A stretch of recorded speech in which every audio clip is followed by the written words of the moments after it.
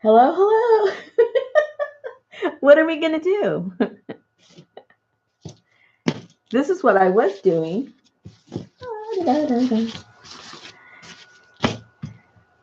Oh, hi, Patricia. CJ. Okay, so you guys, we were at a live auction with Barb, and it just finished up. And so a few of us wanted to, you know, keep being amused. So we're here. And Darla's here. So what do you guys want to do? What do you want to learn? What do you want me to mess up? What do you want me to pretend I know how to do, but not really?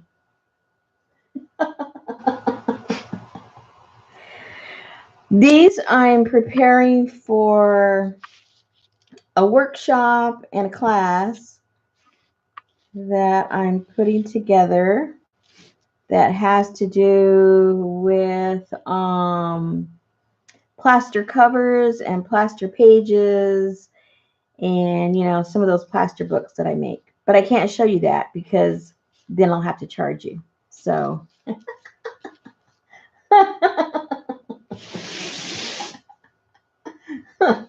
you know how that goes.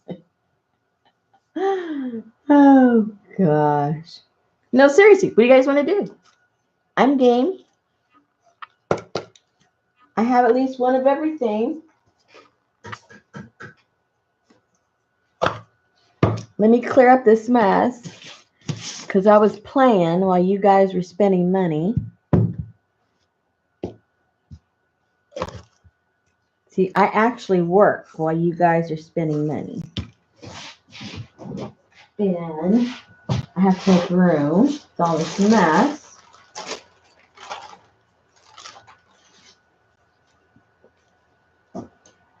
Have you rested anything lately? Yeah, I have. A matter of fact, I have some more. The other ones that I rested, I was going to put in the shop, and I've just been busy doing other stuff. And so those will be going in soon. But yes, I have some new ones. I'll go grab it and show you guys. Let me get this stuff out of the way. Do some humming or singing or something. I'll be right back.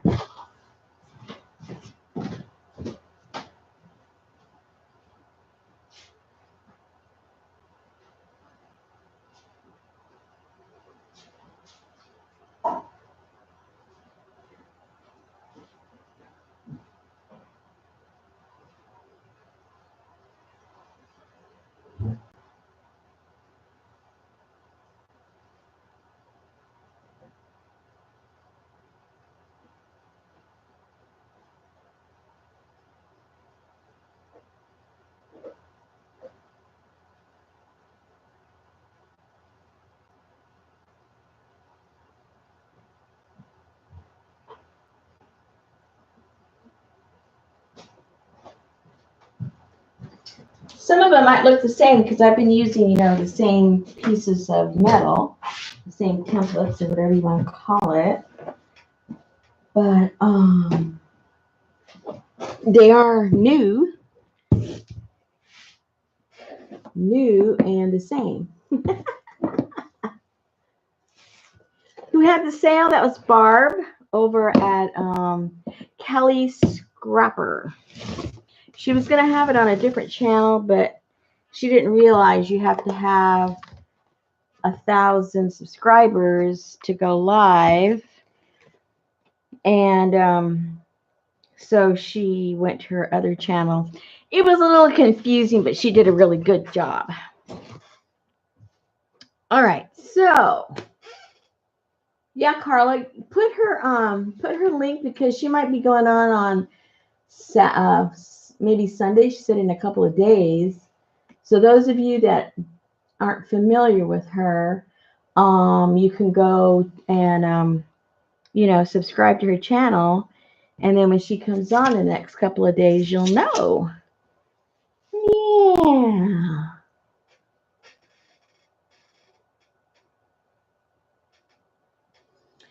Okay.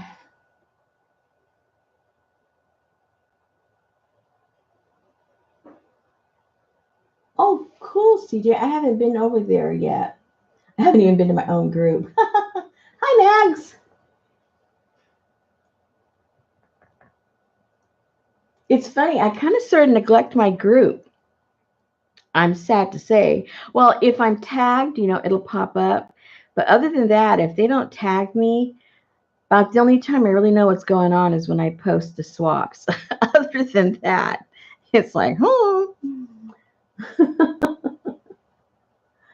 I really have the group for the ladies to do their thing. Anyway, I did some more with my white lace that I had. And that was just kind of sort of sitting in the corner with all the drippings. But, oops, this is going in and out horrible, isn't it? Why is it doing that? At least over here it is. It's not, can't focus on it. That's what's going on. And once I get in there, I can't get the autofocus off. I hate that.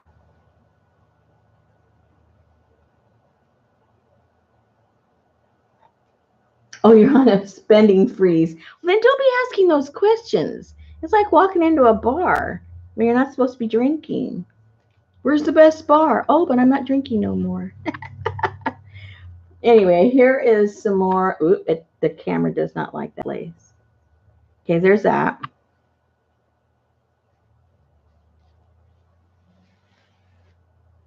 Yeah, it's so beautiful. Can't focus. Oh, I love you. I love you. I love you. And here's some of that grate that I like to use. This is that round pan I like to use a lot. It has little dots. I think that's supposed to be for heating up pizza, right? I think so. 4 wedding gowns for the lace. $30. That's fantastic. I don't know what it is about the town I live in. But the thrift stores, I don't live in, a wealthy community. And the thrift stores are so expensive. It's unbelievable. I mean, it's really bad. I went in there the other day, last weekend, to one of the local stores, thrift stores, and they had wedding gowns there, and they were like $95. I'm like, I'm not gonna, I mean, anyway, yeah. And it wasn't like it was gorgeous or anything. It looked like somebody cleaned out their closet from a wedding from 1980 or something. It wasn't anything to write home about. So these are just kind of I think the ones that I use my little templates in my other little box. Yeah, these are just sort of what I call the leftovers that wrap around other things that don't necessarily have a design. That's what all these are. I guess I need to get the design ones out, right? If you want to see something. Oh, there's some more lace. Oh, this little rusty one came out really cool. Look at that. Now that's some rust. Whoops, it doesn't like that either.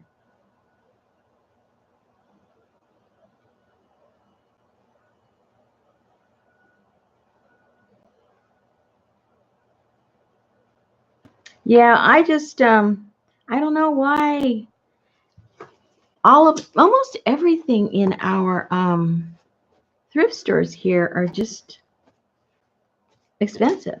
I mean, it really is. You don't find deals, let me tell you.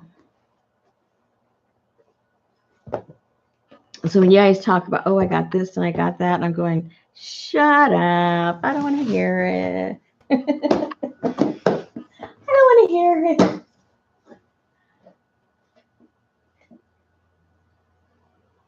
Uh-oh.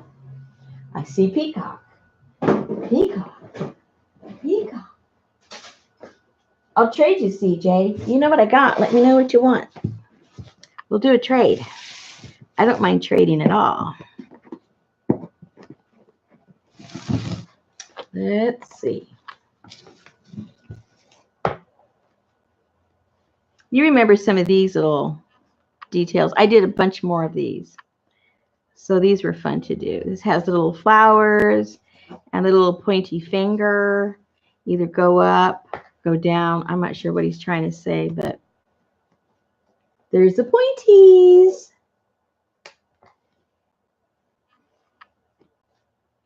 And a few more chickens. We got the farm element going here. More fingers. Oh, but my favorite, I kind of used these up on something else, so I had to make some more.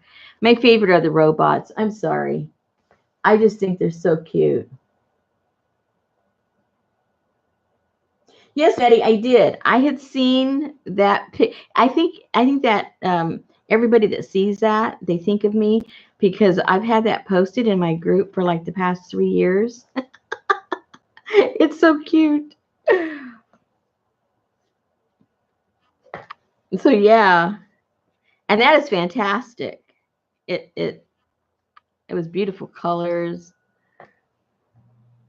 Whoa, that one got a little crispy. But anyway, out of all these crazy little guys, I just I really do like the robot. He's my fave.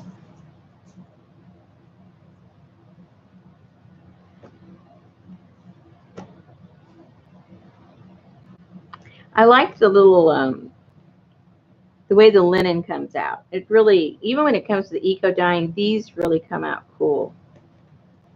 Linen, however it's made, it prints really well. Like, see, that's the linen too. See, it just prints differently. I like how that looks. And I'm going to put a bunch in tomorrow, actually, because it's supposed to be like very, very hot tomorrow. So I thought I need to put a bunch out there and then just let it sit out there for at least a day or two. And I'm going to put a lot of linens this time because I like the way it looks. And I think you slow stitchers might enjoy having some of that to work with some pretty doilies or something.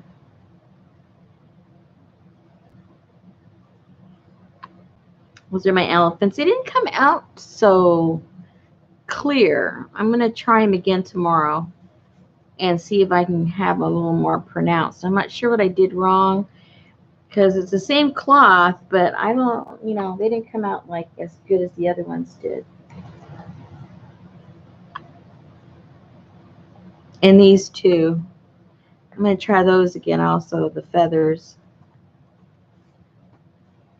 It seemed like it really liked, well, it liked this cotton and it really liked the canvas. So I think I'm just going to put them on canvas this time. And I need to get some better bumblebees. That one is a little faded. And as you can tell, again, with the canvas. So I'm only going to do the canvas with a couple of those. It must have been a different kind of a metal or something. So I cut up a bunch of pieces the other day. So I'm going to use all those. Yeah, the Battenberg really comes out beautiful. I guess maybe because that's, I don't know. Is Battenberg 100% cotton? Is that what that is? I don't know. But yeah, it does come out really pretty. Jennifer has some of my rest pieces. She works with it in her art, in her journals. I don't know if you got your package yet, Jennifer. If you got your encaustic and woo, look at that. Your encaustic and plaster journal. It went a while ago. Hey, Mary's up. Of course she's up. Well, see, Mary, what happened was we were at a different live. It closed up, and we weren't ready to leave the bar. So I decided to host for a while. Look at the little quails. And I had no plans because I just had a messed up place here. I was working on stuff. But we had a rest request, so I'm sharing some of my rest stuff. Look at the little quail, the baby quail. Oh, little baby.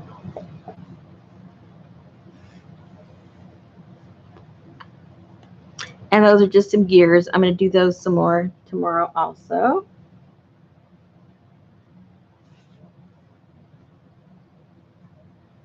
And see, this fabric I used, I used quite a few of these pieces, which I shouldn't have. I thought it'd be okay because it was, cotton, 100% cotton.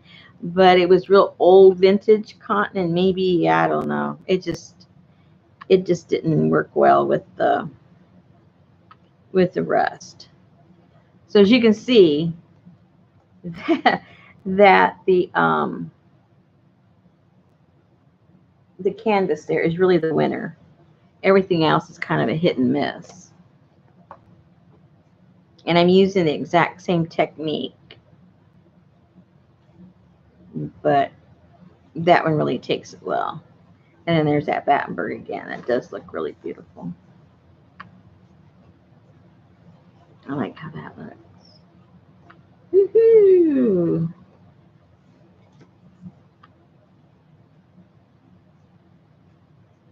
Yes, everybody should try some rust.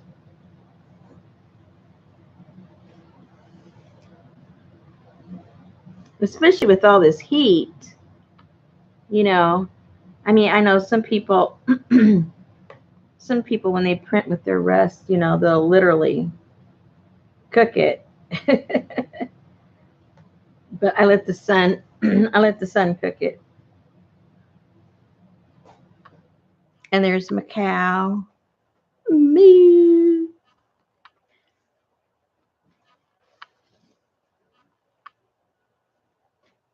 Yeah, it's Battenberg lace.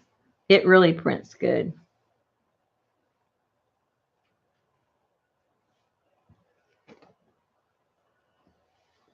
You can have a little bit synthetic, but it prefers 100% cotton of something. And these are what? These are, these little houses. I'm going to do some more of those on some canvas. I don't have any more on the canvas, so I'll do those. I think that's what I'll do. I'll do all canvas tomorrow and be done with it.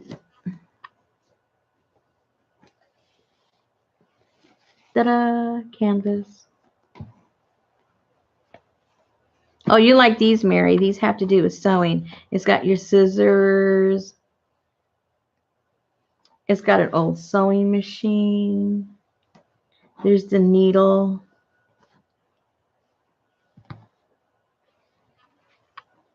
Here's a dress form.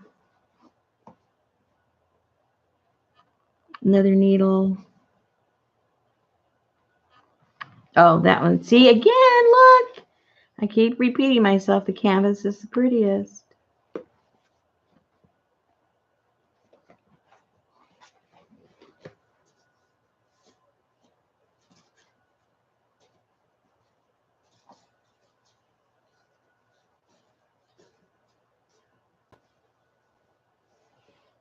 Now, these were just, this right here is just muslin, but I think it's what I'm using to do the rest on this particular one is what makes all the difference because it's really crispy. This thing's really crispy. Where do I get I rest everything. I just look around and, if I think it'll rust, I find it on the ground somewhere. Like these particular things, these are the grates that go over, like heating vents, like in Victorian homes.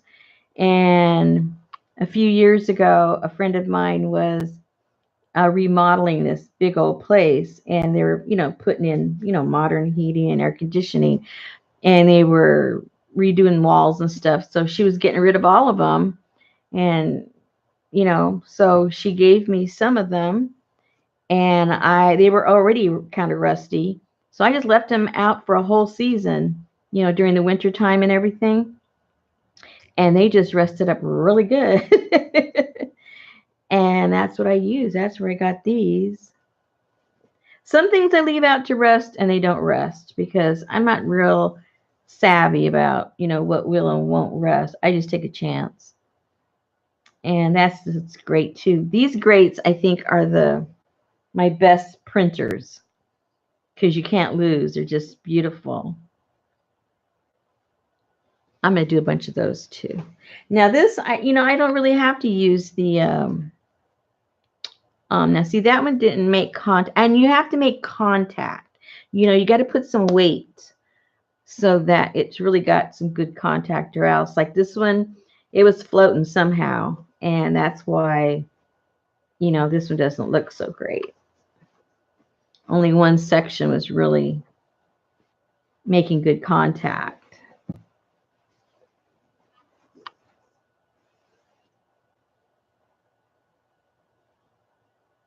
I haven't used cookie cutters, but you could. I got the other day, it was a garage sale, some of these like metal jello mold things, and they were 2 fish. So I'm going to start and set those out and see if they rust. I don't even know what they're made of, so I don't know if they'll rust. But I'm going to start the process.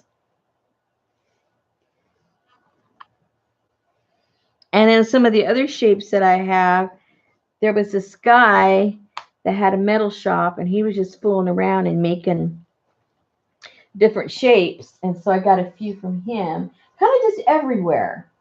I've always got kind of my antennas out, trying to visualize, okay, can it rust? If it does rust, is it going to make a cool mark? The one thing I've been looking for and I can't find is a regular old blade for a circular saw. That would make a really cool print. And then I've been looking for a regular old hand saw, the long hand saw, and use the blade. And I haven't been able to find that either. So I might just have to go in the garage. My husband would be very upset. What are you doing with my saw? Oh, just resting it up a little bit. Just wondering what it would look like.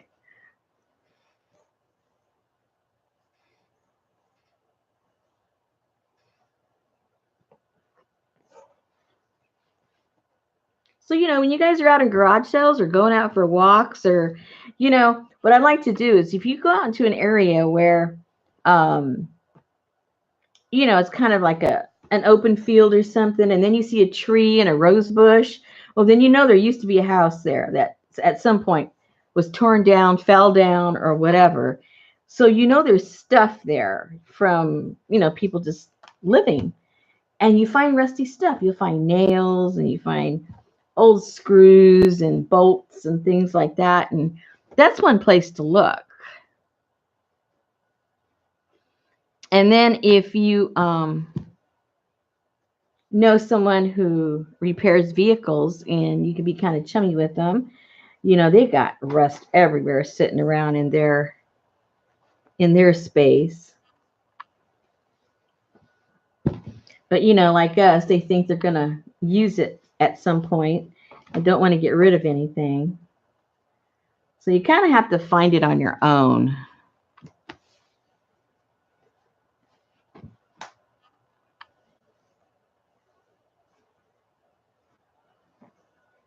Yeah, those old kind of saws. I'm gonna go on the hunt. But I'm gonna tell you the truth. It has been so stinking hot here this summer. It's just like it's a kind of heat that it's just stifling. And it takes all your energy just to go out and do the things you have to really, really do. And then I don't have no energy to be out in that heat running around looking for stuff all over the place. So I told my husband, as soon as fall comes, I'm going to be a crazy fool out there scavenging all over the place looking for some rust. But it's just too stinking hot to do anything. Well, the only thing the heat's good for right now is if you already have rusty bits, it's perfect time to rust, because the hotter it gets, the juicier all that rust gets, and you end up with some cool stuff.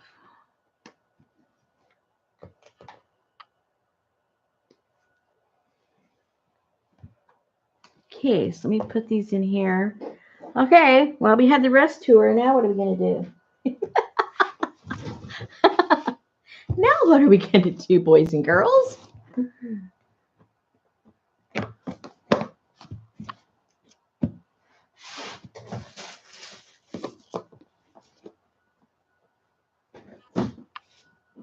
I tried to use, have you guys used, well, let me go get them first so you can see what I'm talking about. Have you guys used, first of all, dry air clay? I've never used it, but this is what happened. Let me show you.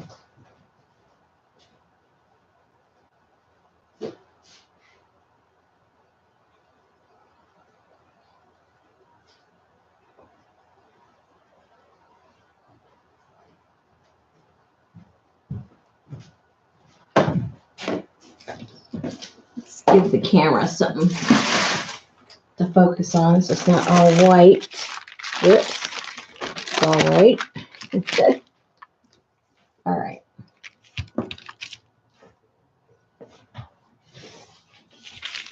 Now, those of you that have used it and are experienced, notice what happened. As it dried, it curled up. Not good. Not good at all. And so, being the impatient person that I am, I'm not sure if it's even dry yet, to tell you the truth. But I got one, and I went like that.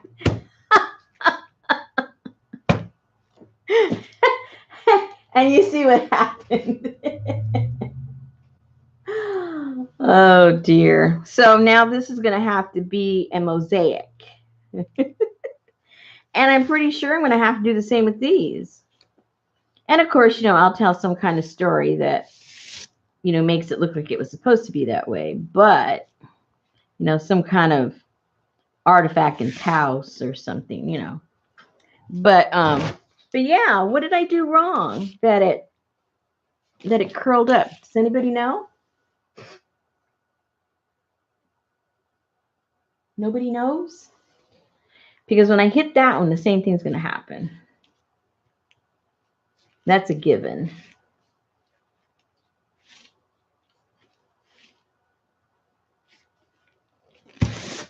So, I don't know. And nobody with an experience with that?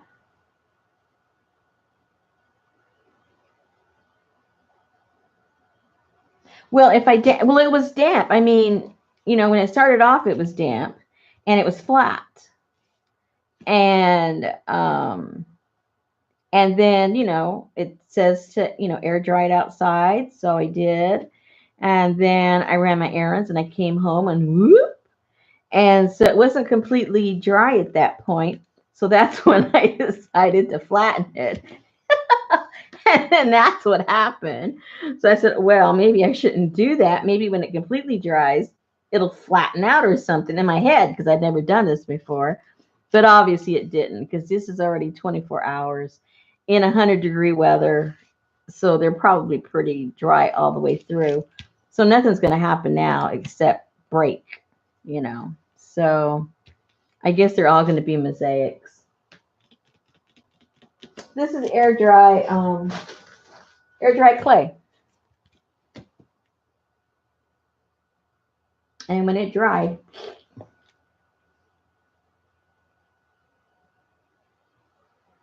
Yeah, I figured that's what it was doing because that's what, paper does when you wet it.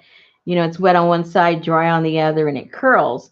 But, I wasn't sure what I was supposed to do because it's, when it's still wet, it's flimsy. It isn't like I can pick it up. And am I supposed to be turning like over every half hour or something? I don't know. If that's the case, I don't want to play with it.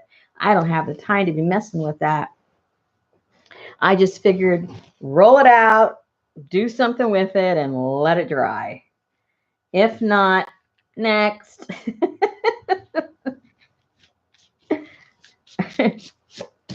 I don't want to have to baby and roll it over and pat it on the butt and make sure it's the same temperature all the way around. And no, no, no, not for me. What do you mean? What is it made of? I don't know.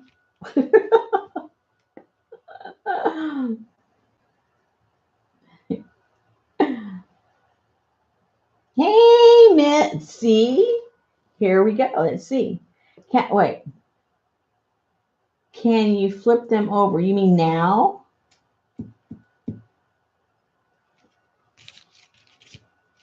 Yeah, I can turn it over.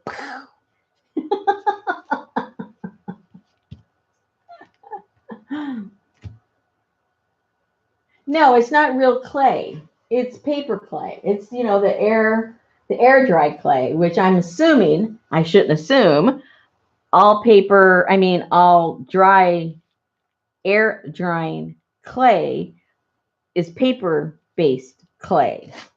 And that's an assumption on my part. I have no idea, to tell you the truth. I'm making a lot of assumptions here. So, but I'll make it work. I'm going to crack them all, put them together, and make them look cool. I don't have a problem fixing and playing with these, but I'm not doing this again.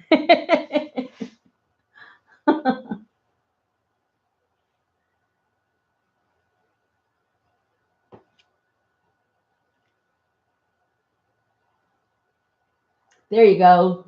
Lisa knows what they're made of. I think you're right, Lisa. Let me find the little container and see what it says, if anything. I'm pretty sure it's all it is. Glue and paper. Where's my glue here? Okay, here we go. This is the stuff. No baking, dries hard. Well, it's hard, but it's brittle.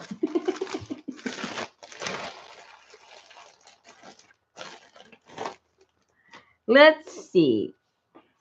Let's see what it says it really is. If it tells us.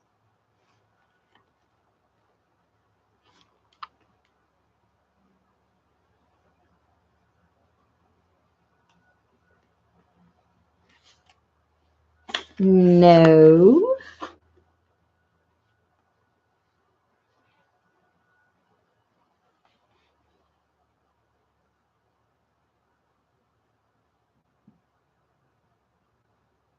It just says that when it's dry, that large, thick pieces can be carved with clay tools. Oh boy. Bang. Okay. And it keeps saying thoroughly in every sentence, thoroughly dried. So I guess maybe they're not thoroughly dry. And then it says you can paint on them with acrylics and watercolor and all that good stuff. Okay, here we go. Drying time for a project is generally 2 to 3 days, depending on the size and thickness of the sculpture.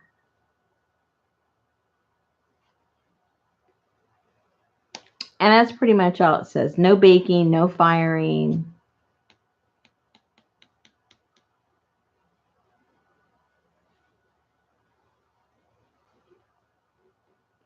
It says Crayola air dry clay is a fine natural earth clay. Oh, this is real clay, I guess, which air dries to a hard solid. No baking, no fine. Okay, so this particular one is clay, real clay.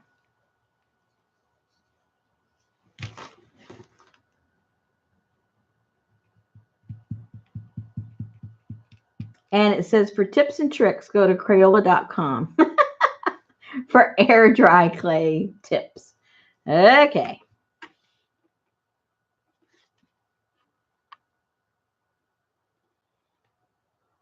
So I guess what you would have to do after, well, maybe I'll go read the tips some other time. Maybe you're supposed to turn them over. I don't know, as they're, drying, so you don't get that curling. But they were baking out there, it was warm. I didn't have them in direct sun, but I had them outside, which was warm.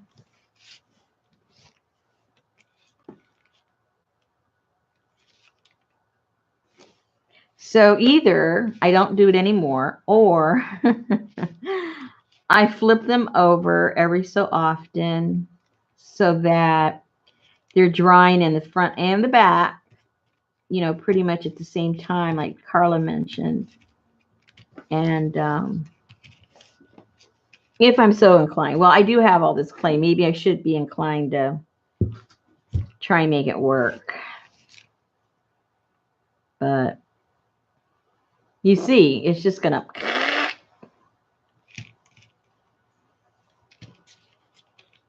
But like I said, that's okay. Ooh, I wonder what our alcohol inks look on that. It's very absorbent, right? Might absorb it too much. Just suck it up. You never know.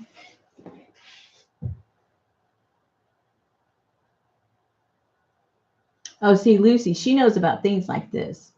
Lucy's an artist. I can tell. I saw her stuff. She's very modest. She's good. Glaze it first. What do you mean glaze it first? First before what?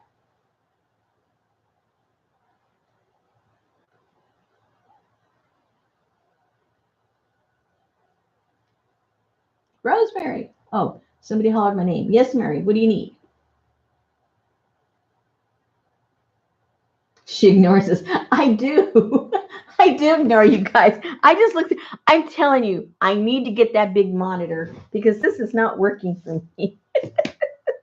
I can't lose my glasses, come over here. Then I forget what I'm doing there. Then I forget about you guys over there. Oh, before the out. Yeah, because I'll probably absorb it too much, huh, Mary?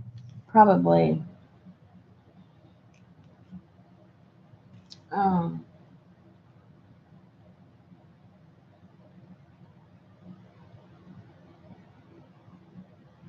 but Kathleen, I think if the kids were using this, they'd be very frustrated. Because look, I'm very frustrated. And I think I have a little bit more patience than a child. I think. Maybe not. Maybe not. Oh, dear. Now, I do. Okay, now this says that it is fine natural earth clay. Now, I have this other stuff. Hold on. I think it's paper, though. I used this one because this was the cheaper one. I think it was cheaper, or I got it on sale. None of them are really cheap. Hold on.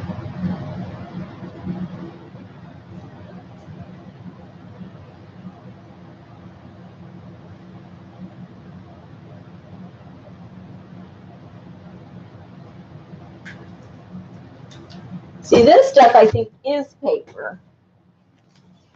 Is paper clay. Let me see. I haven't opened it yet. Because the ingredients is water, inorganic fillers, vegetable binding, and that's it. And it's gluten-free, just in case you want to eat it. And that's it.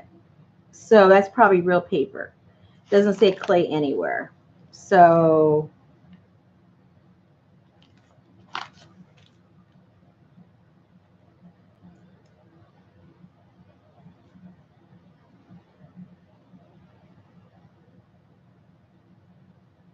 This one says once it's dry, they can be sanded down, varnished.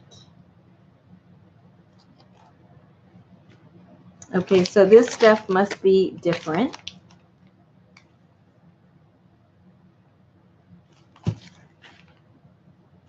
This must be what you would call paper clay, even though it doesn't say that, but it doesn't say there's any clay in it. So I'm going to make a bad assumption again. Are you guys talking to me? I better look.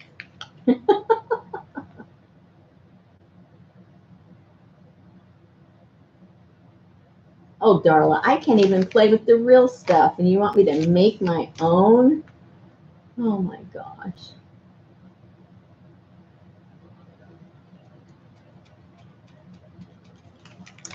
Okay, well, so I'm just going to, you know, smash those,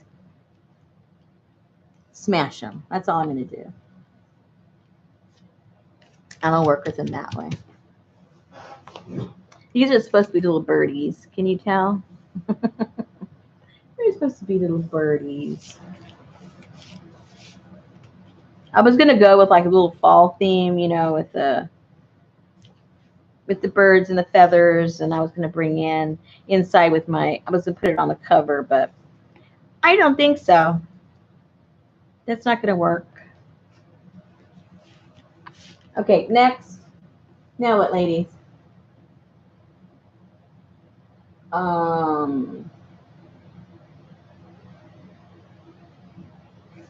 This looks like terracotta.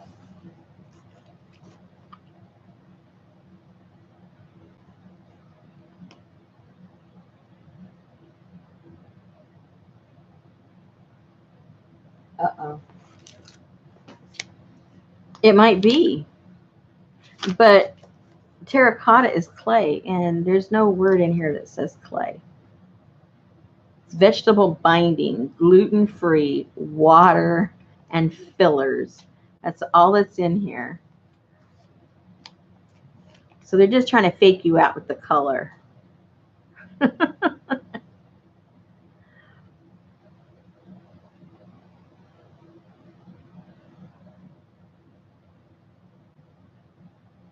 It says do not swallow, yet why do they tell you it's gluten-free?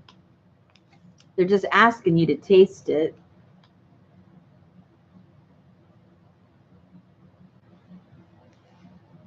Oh, well, this will have to be for another day. Oh, yes, that is the color. It says terracotta color. And see, it says modeling material. It doesn't say modeling clay like this one does. You got to watch these little words they throw at you. You know, they all mean something. And this is modeling material. Modeling material. Okay. Well, that'll be something to play with. Clay. Oh, well. I'll figure it out for you guys.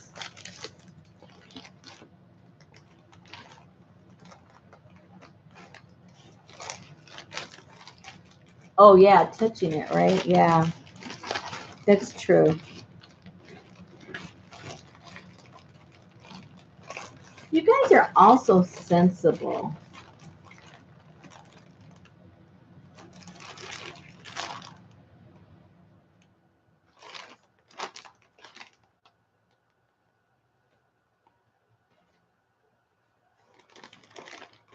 Paper clay.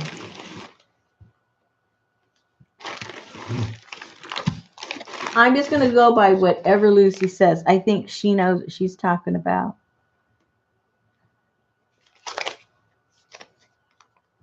But see, I think now you guys, what you guys were saying sounded sensible until it says that it's been tested here, dermatologically tested, which means if you touch it, it's not going to hurt you. And it says down here, non-toxic. They're just trying to cover themselves no matter which way you're coming. That's all. Some lawyer had them write all this stuff up. Because there's going to be 1 in a million, like you guys say. It's super sensitive. Okay. Okay, well, what are we doing now?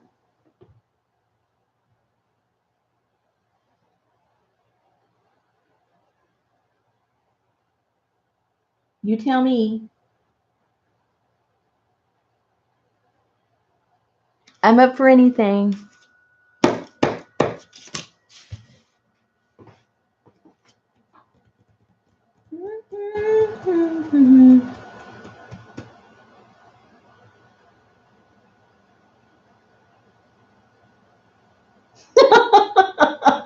Mary, you know what would happen if I put weight on that right now?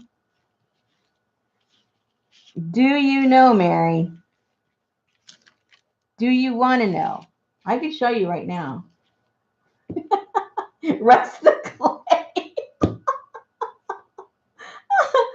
Junk journaling. What do you want to journal? We can do that. I got hundreds of those. Not now. Oh, you don't want to see what happens, huh?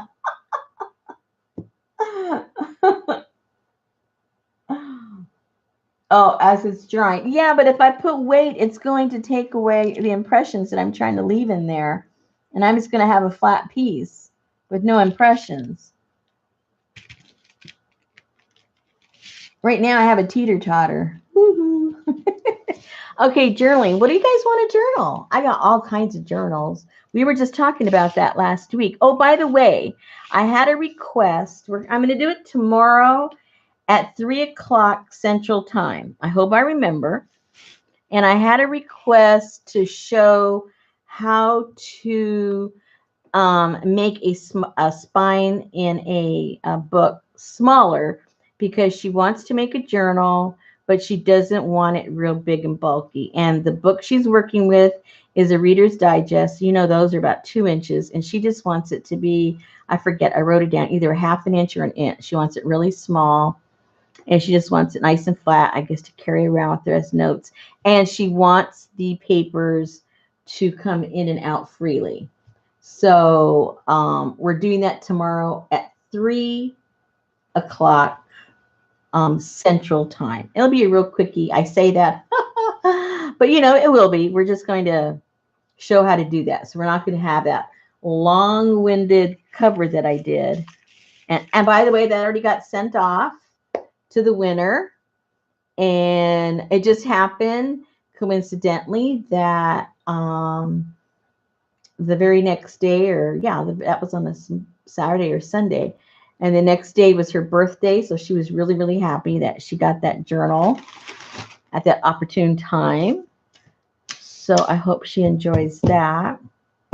So I can't show you guys that journal because it's gone, and I really haven't been working on too much journals except my personal ones, which I got so many of those, which mine are not really fun for you guys to watch me work in them. I don't think so, because I basically glue.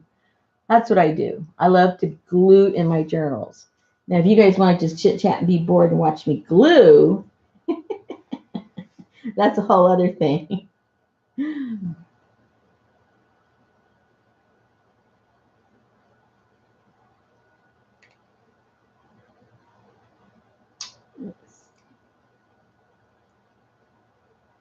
Oh, thank you, Lucy. My intention when I made that journal was just to show the basics of the inside. That was my whole purpose. A lot of people just don't even know where to begin from the inside on real, the real basic stuff, so that they aren't intimidated. And then for some reason we just got crazy on the cover. We went down the rabbit hole and there was just no stopping us from finishing that. You guys like watching people glue. I do too. I love watching people glue. I don't know why. It's relaxing to me. I have where is that? I have this glue book. I made 2 of them of the same. And I was gonna start to glue on her. Maybe I should start on her. I have her, I want it to be all Asian. And it doesn't have to be, when I say Asian, I mean whatever colors and impressions make me think of the Asian continent, which, if you look at a map, that's gigantic. There's a lot to be influenced by. And I haven't started the inside at all.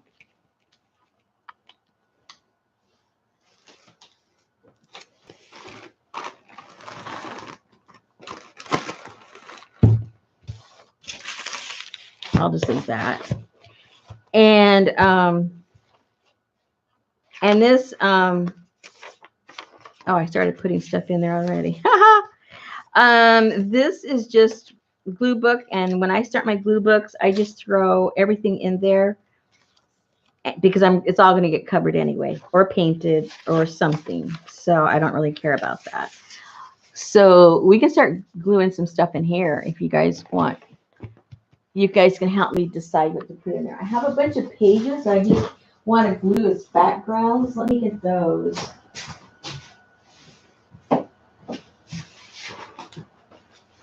Because I have some other projects. I got a lot. See, I'm the type, I have too many projects. I guess that's good in one way. Because I have a bunch of encaustic covers that I started for some Asian journals that I'm going to be doing. These are the little covers that I've got, and then I started getting some signatures together with different Asian elements that are going to be part of the pages. And then there's going to be a larger book, but this is going to be on top of the cover of the book. And then this little part's going to open on the lid of the book. And there's going to be a little closure on the side, on the front of the book. If that makes sense to you. Sometimes it makes sense to me, and then when I'm saying it doesn't make too much sense. But anyway, these are really fun to do. And those of you that took my encaustic course, you guys know how to do this now. And you can do your own little covers like that.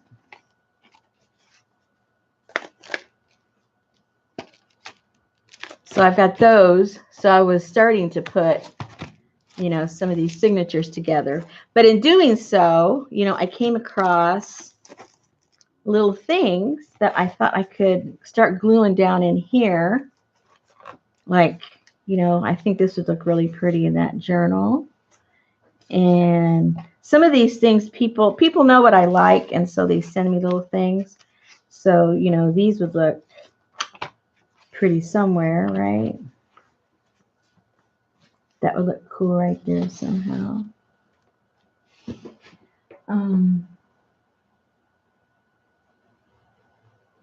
Oh, Lisa, yes, I trade. You tell me, you know the stuff I have. You tell me. If you want some eco prints, you want some rust something, you tell me, and it's yours. Yes, ma'am. That'd be wonderful. So that's kind of sort of how my glue books go. And like here's a page of something that would look cool right there. Oh, and it kind of goes, see, with the pink. That wasn't even planned.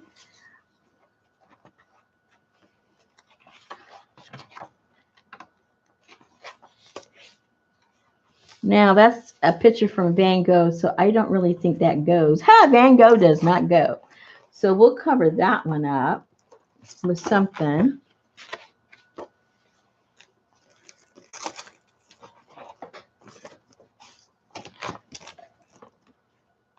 Ooh, these are cool.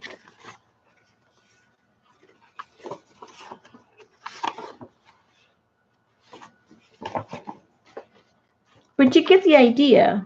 You know, for those of you that are new to glue books, or you like glue books but you're intimidated because you don't know what to do or how to put them together, you just find a subject that you like. No matter, even if it's not a subject, like say it's a color, because I've done those too.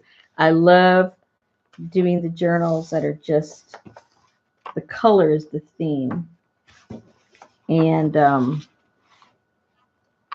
now isn't that cool? This is, if I can find right side up, this shows patterns. I'm sure it's to make the, because they're so big, the traditional kimonos, I bet you. And see, it just got a bunch of numbers. and diagrams, and that is really cool. I need to, ooh, that has lots in it. I mean, that needs to go in here somewhere. One of these pages. That would be super cool. But anyway, just start getting your collection. Oh, and I love that picture. Oh, I just love that. That is so pretty. And then this, I think, is sort of like a, yeah, a directory, like a telephone directory. And we need to put one of those in there.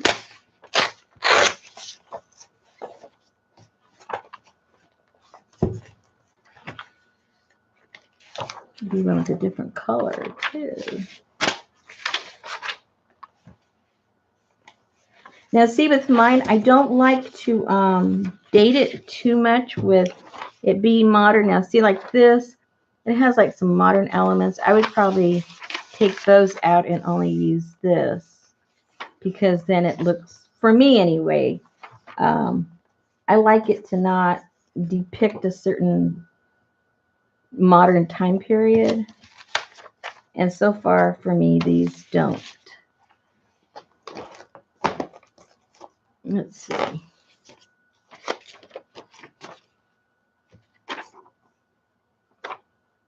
Now, see, these have dolls, so I'd probably just use, I'd probably eliminate the dolls and just use the diagrams and stuff.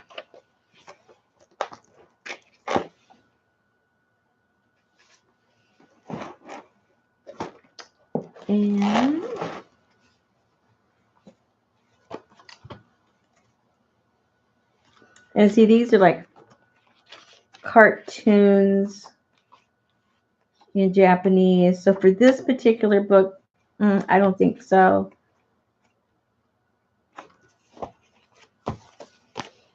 I have a certain way I want this to end up looking, so I probably wouldn't use that. And see, these are really good filler pages because it's just a bunch of... And so what I would do on some of these pages of things I don't want necessarily, I would cover it up like that.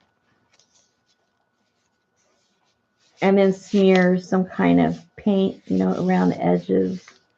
And then it'd be ready for something else that you want to put on there.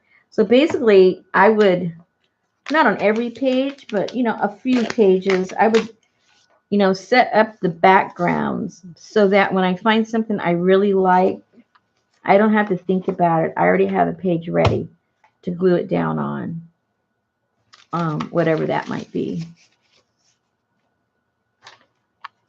These are perfect size to cover up, you know. Yeah, those are cool. There's a bingo again. And I like that. I like flowers. They transcend everything. That could still work too. I'm gonna have to cover that one up.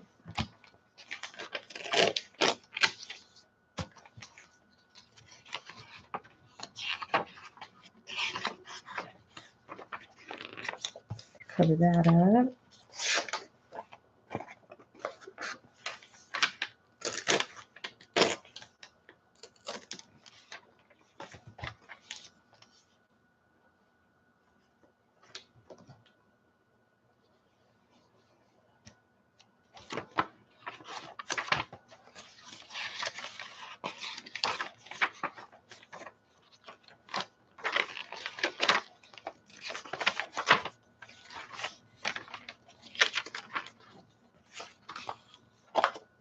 So for now, I think I can glue those down. I have starting with a pretty good foundation for when I actually have the focal point. I won't put that because this would be one of the focal points, so I won't put that one down right now. Oh, and I got this book. Let's see what's in here. This is a little storybook. I already took out some of these and put them in these signatures. But isn't that cute? So that would be like one of the little focal points. And then I would probably tear that out because whatever it says, it's depicting what he's thinking or doing or saying. So then I would tear that little piece out and put it right there on the page because that's too big. Looking at the countryside, probably wish you could go off on a train. This is a darling little book. And see now the train, whoops, train's out of sight. And now he's going away.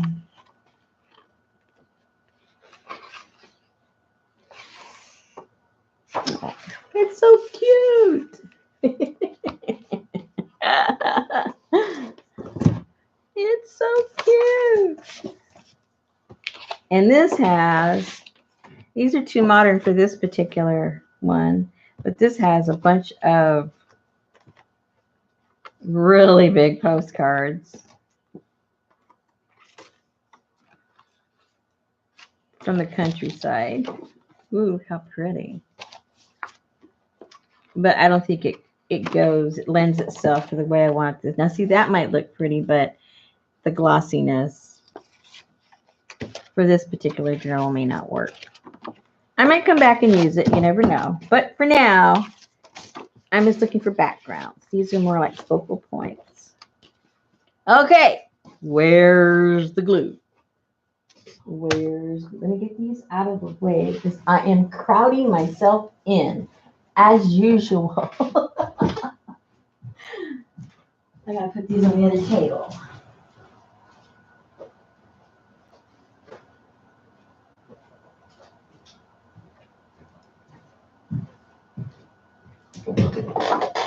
And I like to use glue sticks, and I'm not particular. Whatever's on sale, that's what I use. I know a lot of people have their favorites, but so far my stuff hasn't fallen apart, and I don't use any particular glue.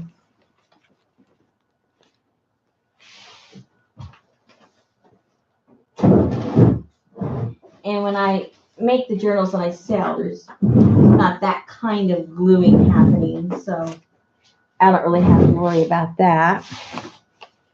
Let's see, sale, on sale, on sale. On sale. Let me make sure I'm in frame. And I hate that this thing is doing that autofocus thing. I turned it off before I started, and I don't know how it went back on. I think I must have a cheap camera, because I know some people can go in after they're already live streaming and, you know, go in and control, you know, their autofocus and stuff. And mine does not give me any kind of options to do that once I'm on. So it must be because I have a cheapy one or something. Okay, so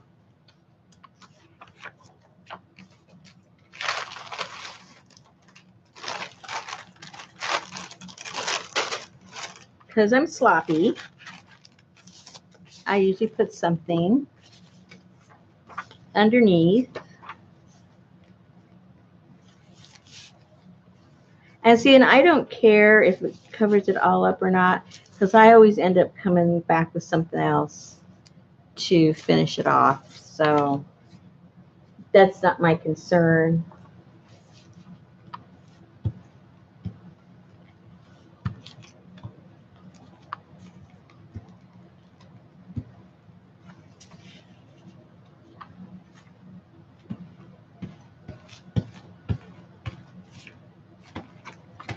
Whoa.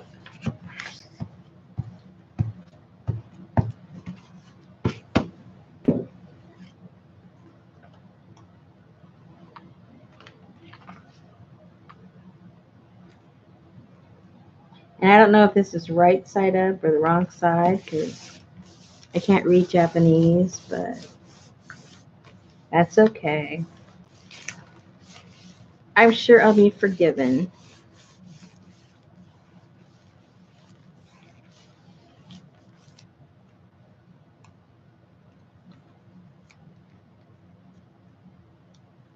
I probably already told you this story. You know my stories. But one of the funnest time I've ever had was when I had some neighbors move in from Japan that didn't know English. And we had the funnest time. They'd come over for dinner. We'd go over for dinner. They'd invite their friends that did not speak English to their house. They'd invite us. And somehow we were there for hours. We had a great time. I don't know what we were talking about, but we were laughing a lot. And then I'd have my friends and invite them and their friends. And none of us knew what the heck we were talking about, but we were having a great time. And, my impression, it's funny. I don't know if it's true for you, but for me, you get certain impressions, stereotypes, prejudices, whatever word you want to use, about certain groups of ethnic, what's the word I'm trying to think of? You know the word I'm trying to think of. Can't think of the word.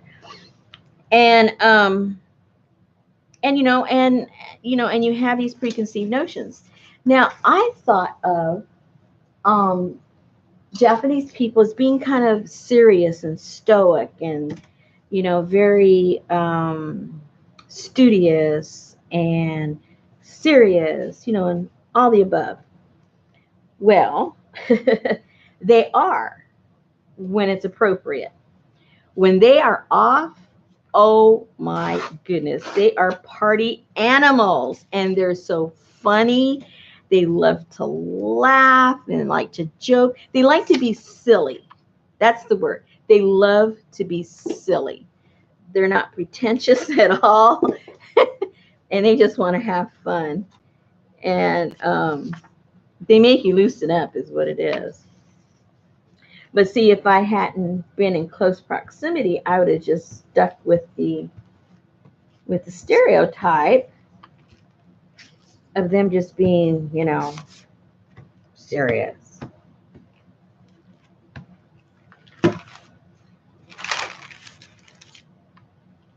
And I think it's because, their culture, their work and their family and everything they do is very kind of regimented and rigid. And so when they are off, they're off.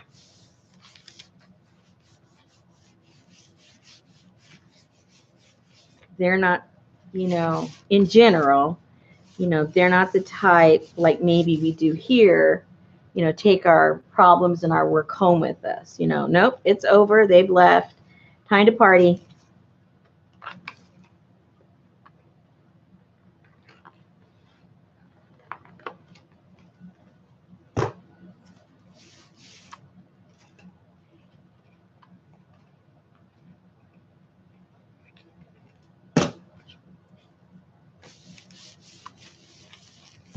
So that's why I say they wouldn't care. They go, oh, they're just happy you're trying to do something fun with with their pages. They don't care. They're not uptight about it. Like some cultures might be, oh, how rude. They're messing up our words, and it's they wouldn't care. They wouldn't care. Have another sake. Who cares?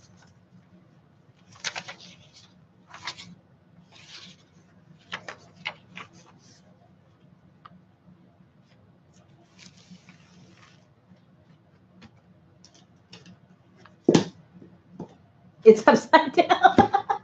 You must not be Japanese, because Japanese wouldn't care. I'm telling you. You must be from Taiwan or something. I think the Taiwanese right now, they're caring a lot about a lot of things.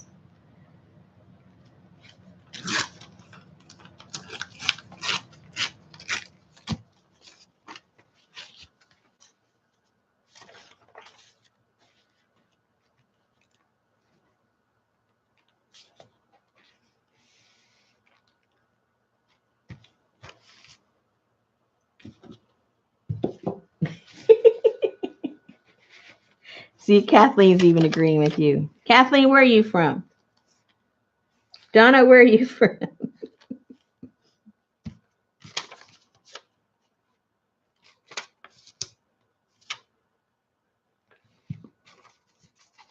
So, well, there are a lot of Asians in Tacoma. Okay, I'll give you that.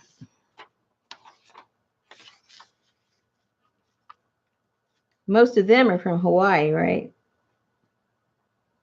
I got a lot of friends that moved up into that area from Hawaii.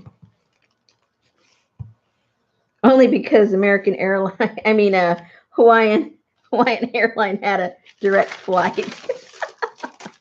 Because I asked him, why do you pick? Well, because Hawaiian Airlines has a direct flight. Oh, okay. What about Aloha Airlines? Well, that was funny.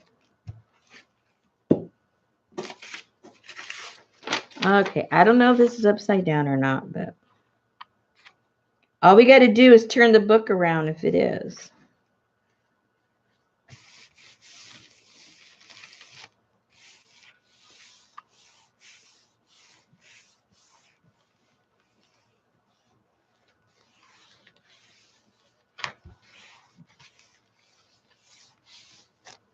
Ooh, did you see my whole series on the internment camps?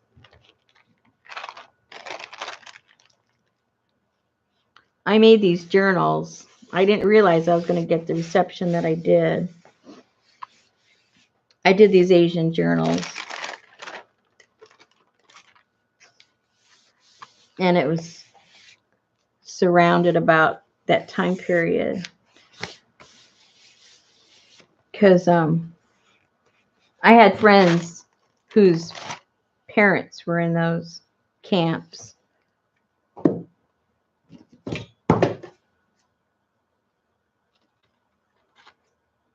And then it was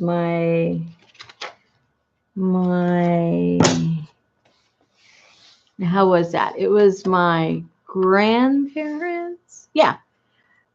My grandparents worked for the Japanese in California, and their bosses were hauled away right in front of them. Given notice. I think they had like 24-hour notice or something.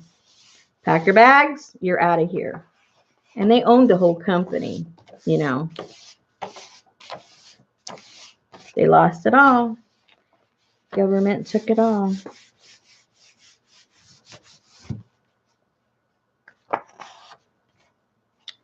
All right, so we got those gaps right here and right here.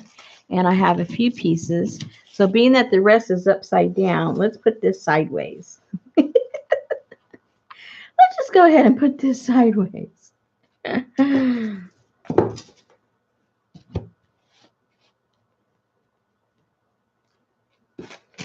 Whoops.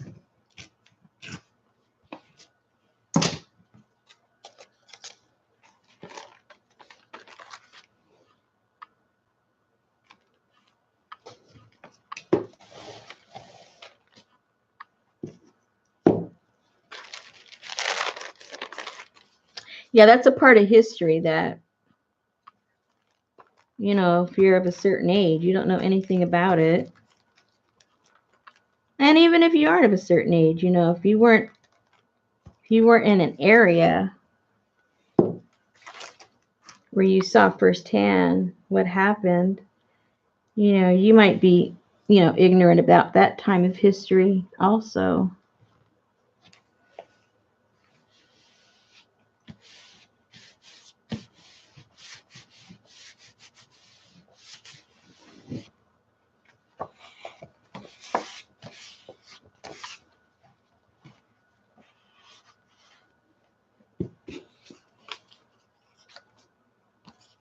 And let's patch these up down here. Use everything you have. Oh, this might look cool down there too. Oh, I like how that looks. And I like to tear things. I like raw edges.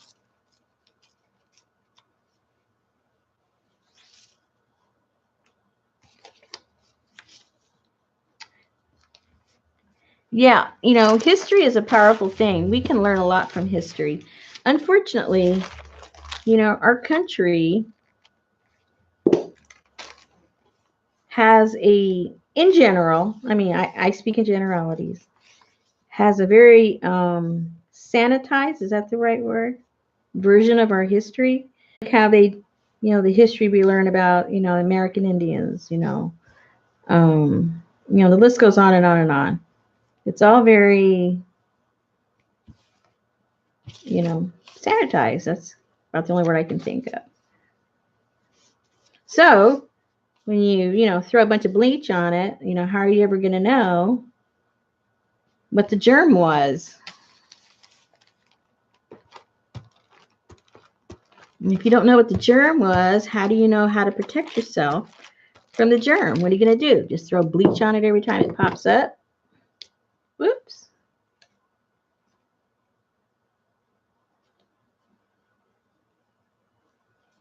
Probably upside down and sideways.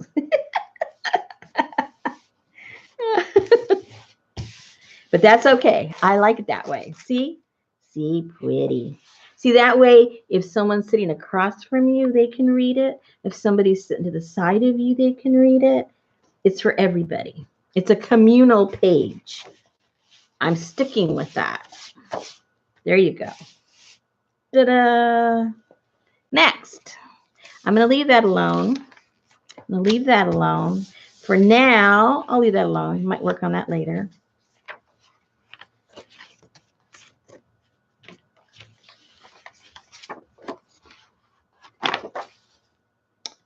I'm going to think about this one. It might be too much pink all over the place. So we'll leave that alone for now. But I do have to cover up. Van Gogh. He's got to go.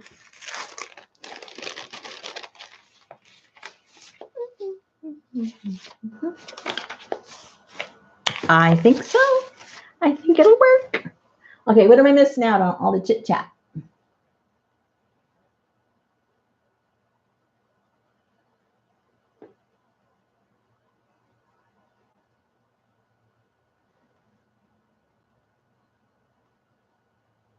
That sounds like a cool place, Vancouver. My parents have been there a couple of times. Uh-oh. Anybody else buffering besides Patricia? Try and refresh. Nobody else mentioned it. It might be your internet, Patricia.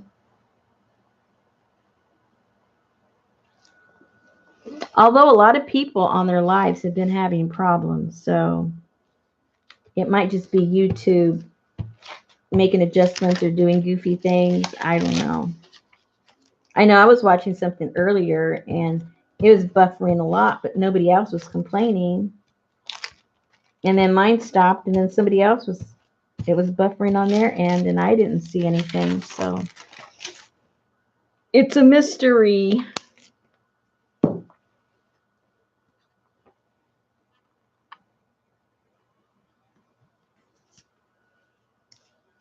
Now, I know this is right side up only because I see the number on the bottom of the page. I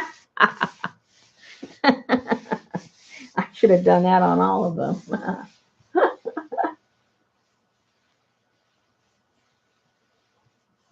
Betty had a slight swirl. Have you been drinking, Betty?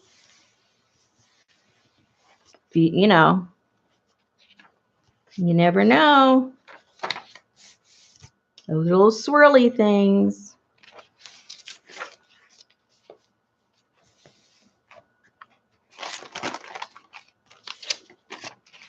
Oh, okay. So this is a funny thing.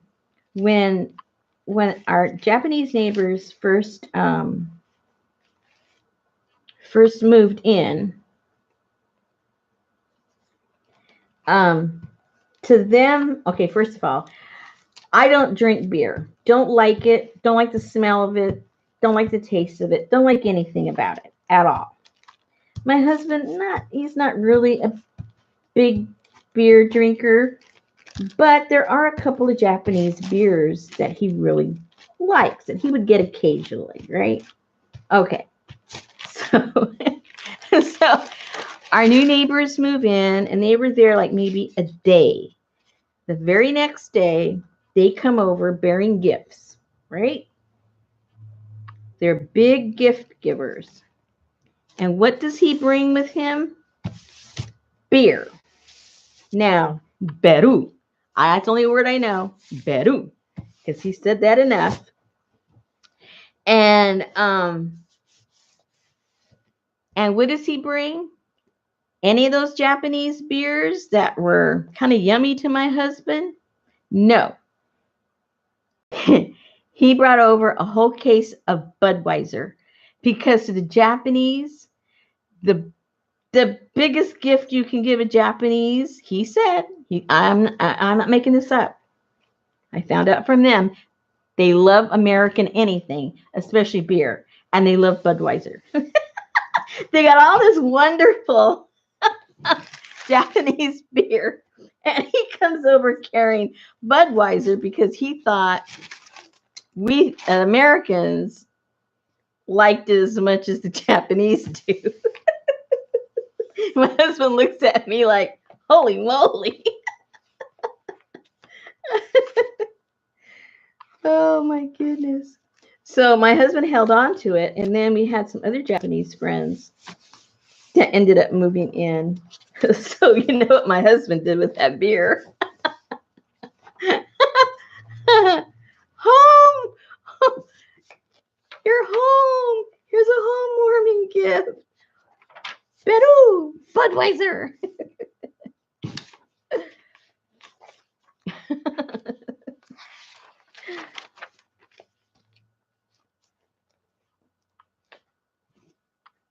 Whoa, doesn't like it, does it? It's going crazy.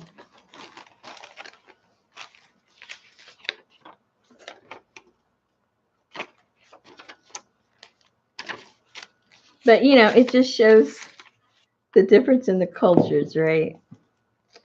We like their stuff. They like our stuff. Everybody likes something different. If it comes from somewhere else, it's exotic all of a sudden. And the stuff that my husband liked from Japan, they probably think of it, you know, like we do Budweiser. And they're probably going, yuck.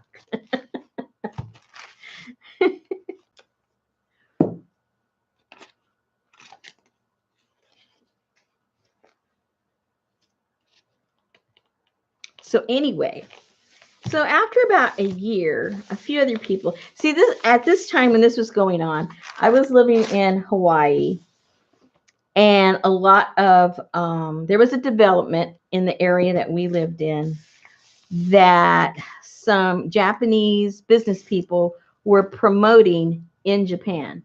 So sight unseen, people in Japan were being pitched, you know, you can buy this piece of land and you can have a house built on it and it'll cost you X, Y, and Z.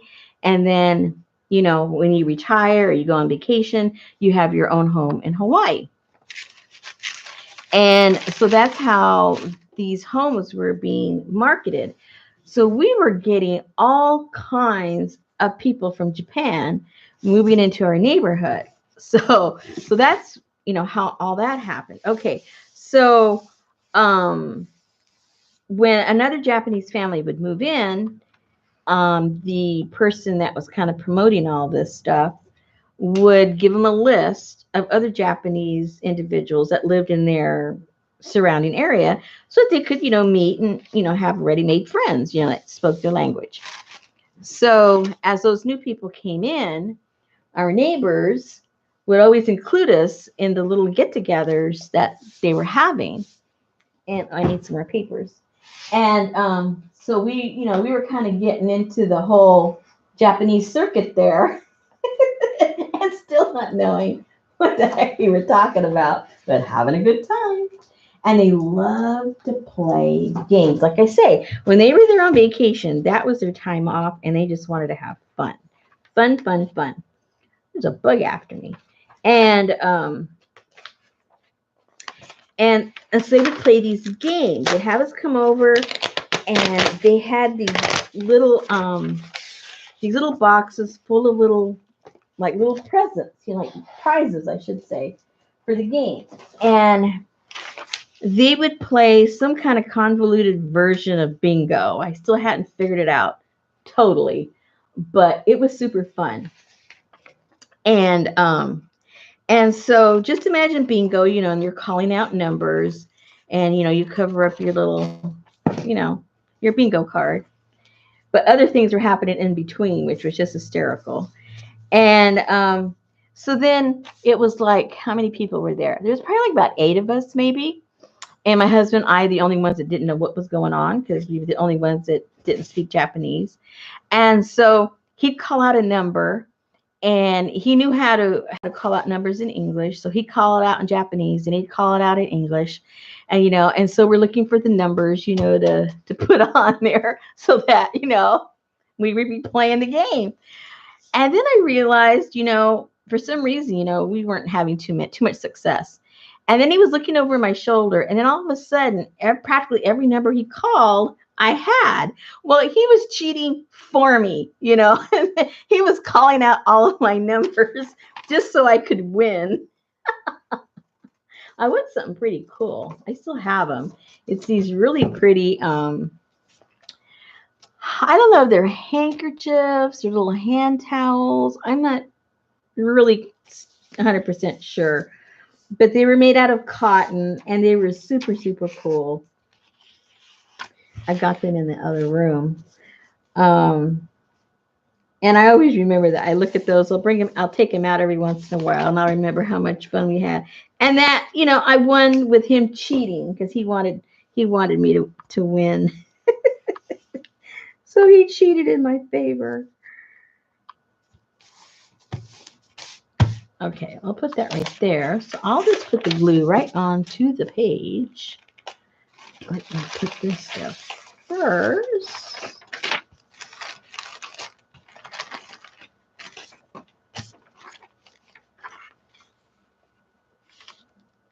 And then his sister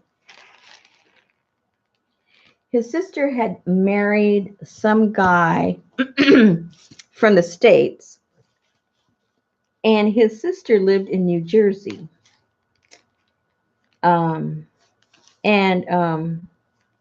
She was we found out later, once we met her, she's some real estate mogul. I mean, she was extremely wealthy from selling real estate in New Jersey. Anybody that knows anything about the high-end real estate in New Jersey, you know what that stuff costs and how much you can be making, 6% of every sale.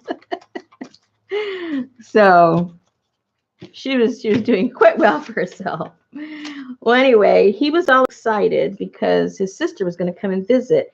And I think it had been something like, a long time. It had been like 15 years since they'd seen each other. They talked on the phone and everything, but they just, he hadn't been in New Jersey and she hadn't been in Japan and in all those years. And so he gave his sister our phone number, and so they made contact. She says, "Oh, I'm blah blah blah. We're gonna come and visit. Look forward to meeting you, and my brother talks about you all the time, and all that kind of good stuff." So she came out with her husband, and we had a really nice visit. And she later told us, she says, I didn't even recognize my brother. Because I've never seen him so relaxed, having so much fun. And I said, so you're prejudiced too. You thought that they're all serious. And she laughs at me. She goes, well, that's the way my brother used to be. He was always serious. And I said, well, he's almost retired, so maybe he's getting unserious all of a sudden. And she goes, I guess so. But she was so happy to see him in a new light, and really enjoying, his home and his time and new Japanese friends he was making in Hawaii. It was a fun experience.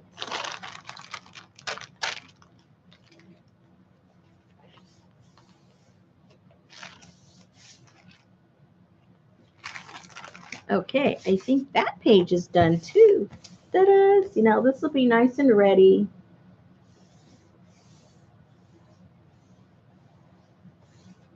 Ta-da!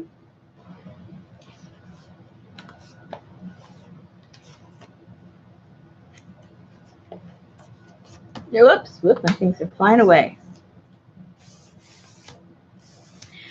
But then the downside to all of their story was their own people. When I say their own people, I mean it was a Japanese company that promoted this. It wasn't a United States company.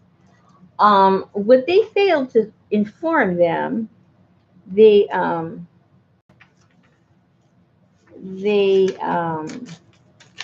did not explain to them the way a visitor's visa works in the United States. The impression that this company left them with was that obviously, they can buy the home. There was nothing wrong. You don't have to be a citizen to own property in the United States. So yes, it was their home and all this kind of stuff. But what they failed to tell them that when you come on a visitor's visa, you can only stay so many months and then you got to go home. And then you can come back and visit again, but then you got to go home. Well, in their mind, they were buying these houses to retire in. And they were buying them before their retirement so that their houses would be ready and waiting for when they retired. And meanwhile, they would use it like a vacation home. Well, they got a big surprise when they found out they could not live there full time. And they were really getting ripped off. And then to top it all, the prices they were charging them for these houses were almost twice as much as what we were paying for them. So once my husband figured out a way to communicate with them and let them know what was going on, oh my goodness, they were so upset. So they started telling their friends, if you think this, and this, that's not going to happen. And if you want to buy a house, don't buy it from the Japanese company. You better come over here and get it from a regular American realtor, and you can save a lot of money. So that was that sad story.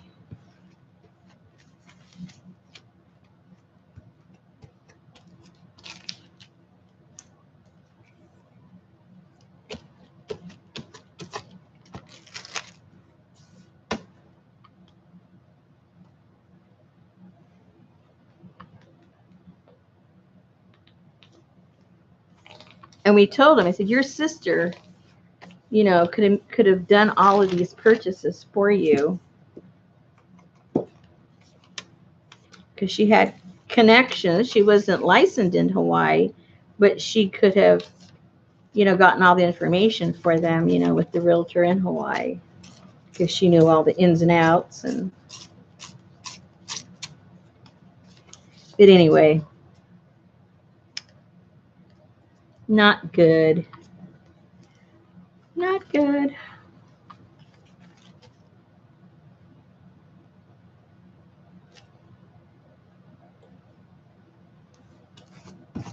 Oops, I think that's done. To dig some of that out later.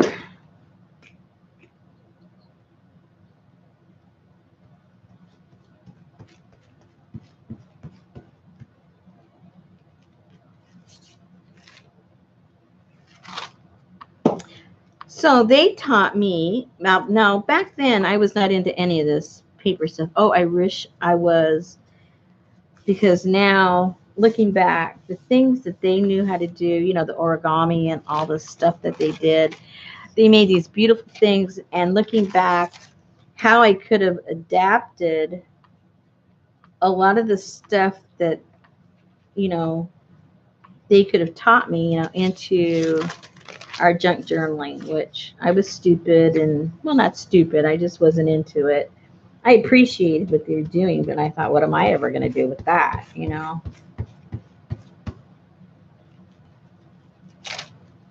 So there's this thing I'm learning right now that I really enjoy doing. I made a journal, was it last year? Before I really knew how to do what I was doing, or knew what I was doing. It came out pretty cool, though. I liked how it came out.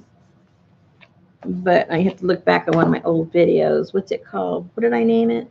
Oh, I don't remember what I named it. It was an African one. Coincidentally, it was African, but I was using the techniques that are Asian to do these folding things. but my theme on that particular one was Africa.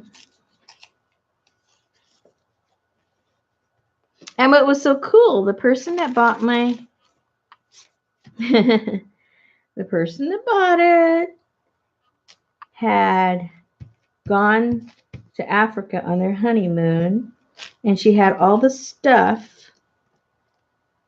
papers and pictures and things, and she had not found the right thing to house all of her honeymoon stuff from Africa. And when she saw my journal, she goes, "That's it, that's it." And she got it, and she said that it just worked out perfect, that I captured the feel, with my Japanese folding. But instead of using papers, I used fabric, and I used African fabrics, and some of my rust fabrics. I incorporated them together. And I must say, it's one of my favorite ones. I actually like it a lot. I know if Darla's there, she's looking for it right now. I can tell. Is Darla still here? Oh, yeah, she's still here. She's going to put a link any minute. How long are you going to think it take her to find it? Come on, Darla, show your stuff. I wish that would stop. Why is it doing that?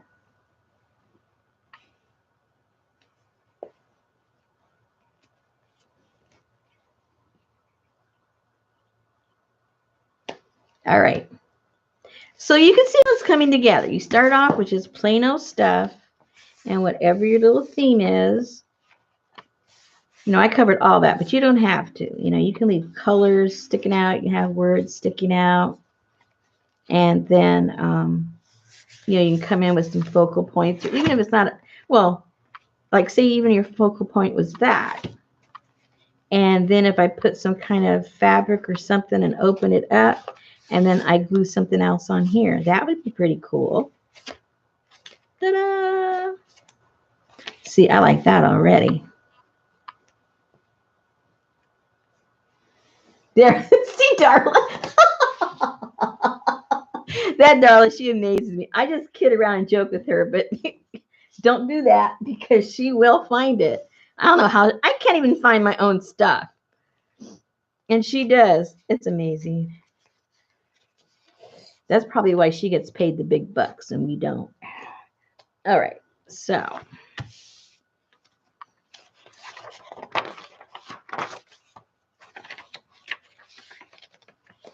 I don't think I like those flowers for the way I envisioned this.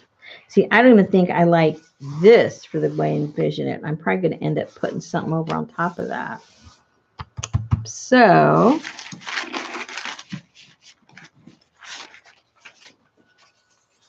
even if it's just like that, that's okay. Like I say, it doesn't have to cover everything up.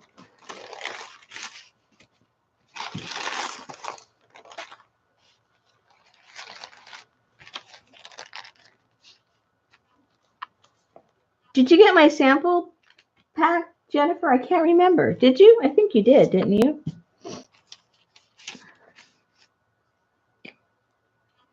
I lose track. Jennifer is one of my biggest, she's one of my biggest supporters for all my crazy ideas. I put stuff together and she goes, "Oh, I love that. Thank you." You and who else?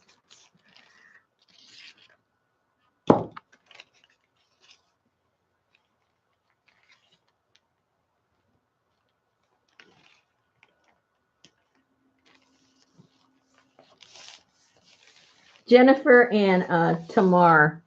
They're good for my ego. They like everything I do. I guess I'll keep them around for a while.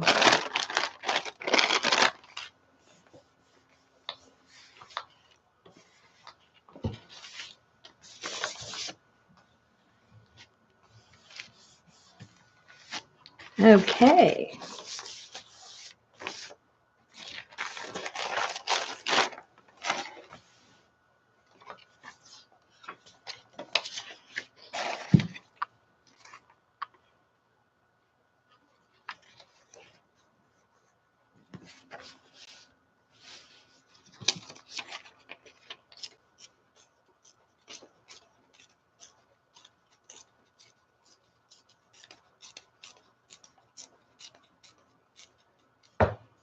Patricia, we have to talk. Where in Africa are you going? What country? What city? We need to know. Inquiry minds.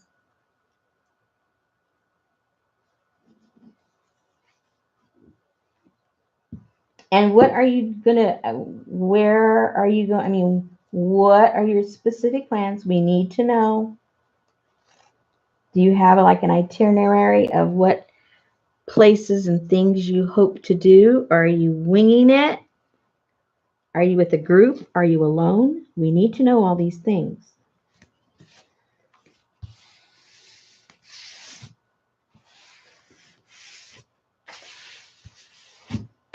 I need to know how close you are to the fabric that I like. Although I have a connection already, I do get my stuff.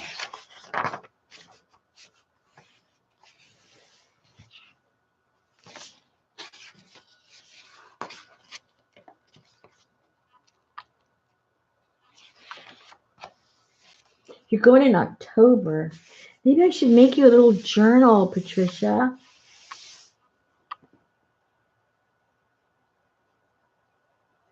Oh, so you are going to take pictures. You're going back. It's like going back to home. How cool is that?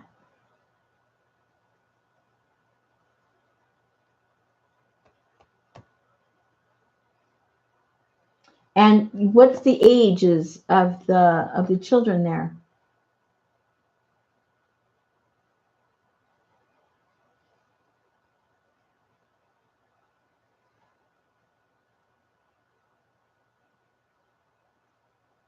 Wow. Whole gamut.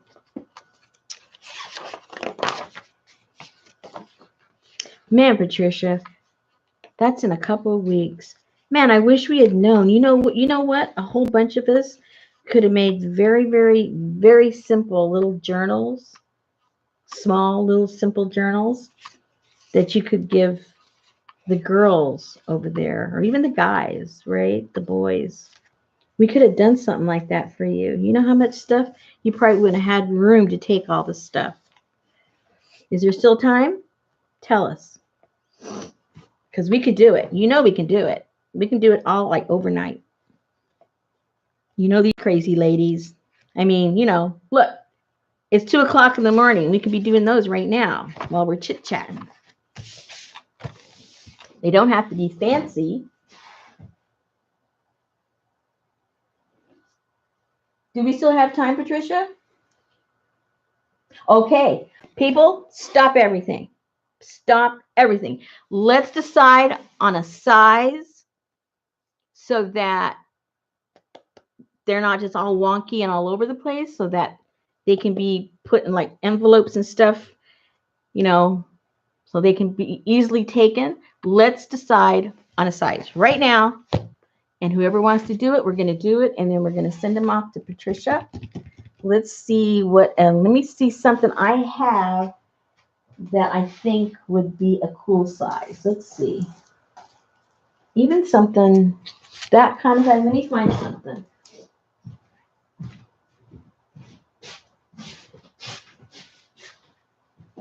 Let me find something.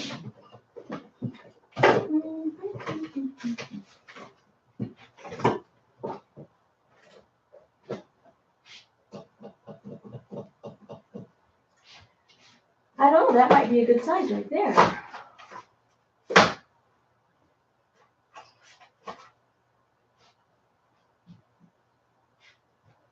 I'm looking at my other stuff and everything else looks like it might be too big. Because if it was too big, we won't get to, the smaller they are, the more she can easily take. Let's see. Or maybe even something square. Let's see. Let's see what these sizes are. Because this is a nice size too. Still big enough, but not humongous.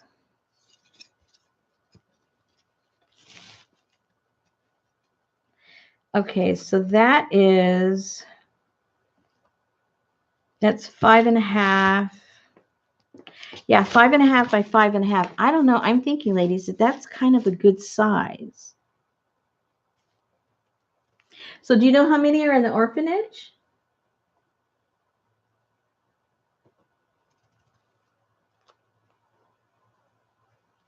Oh, wait, Darla's already been making some 3 by 5, 3.5 by 5. Oh, 16. We can make all of those easy. I can do 16. All right. Okay, Patricia, don't let me take over. What do you think? You know best. Darla's already got some that are 3.5 by 5, which might be what this is. No, this is 4 by 6. So it's a little smaller than this. Well, you know, I was thinking it'd be more. If it's 16, I don't think it'd matter what size we made them, right? And if you could make them any size, and you could, you know, it could be pretty compact. You tell me. You tell us. Tell us what you think. You know best.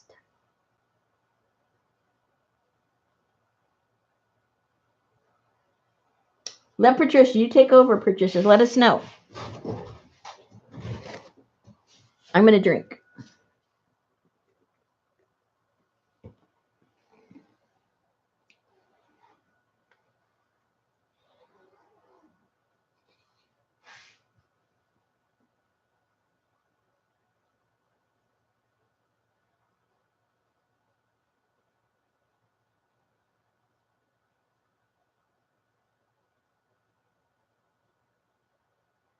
Hey, Betty.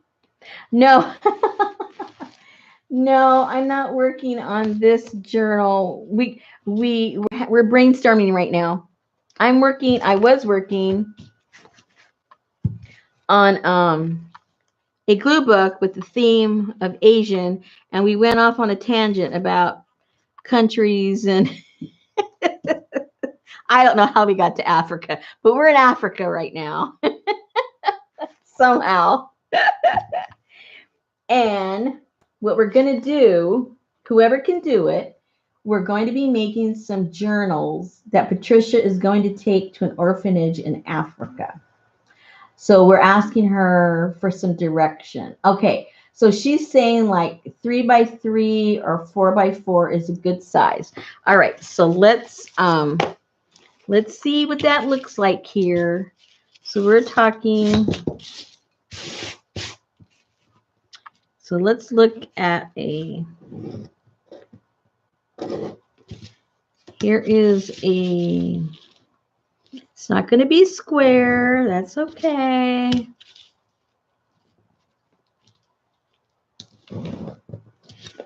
Three by 3.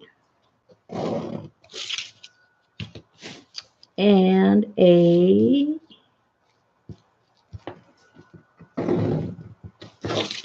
4 by 4.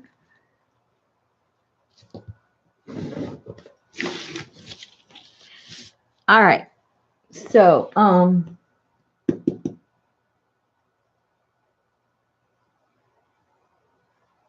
we're going to get direction from Patricia right now.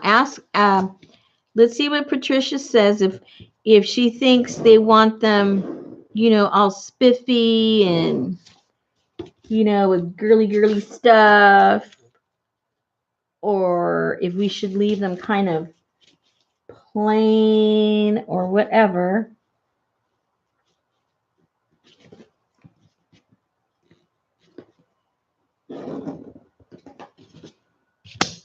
All right, so that's a good size. I like the 4 by 4 better. This is kind of tiny. At least for me, the ones I'm going to make. I think I'll make that. The 4 by 4.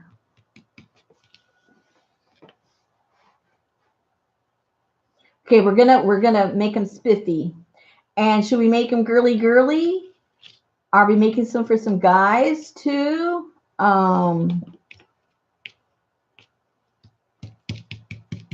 Okay, so we're going to spiff them up. Okay, good.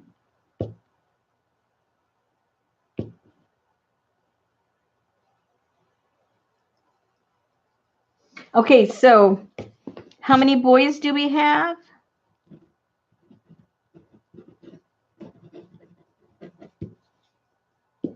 Do you know approximately? Is it half and half, or what do you think?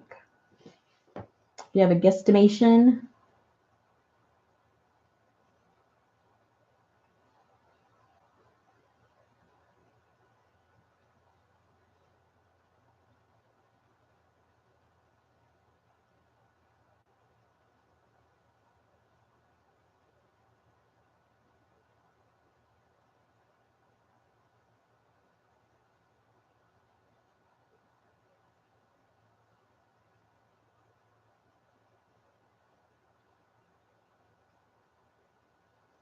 Okay, so everybody write that down, and then a little bit later,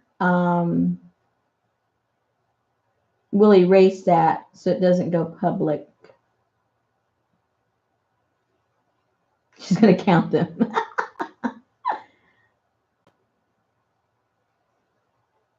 Patricia, are you on Facebook? I forget. I forget who's on Facebook and who isn't.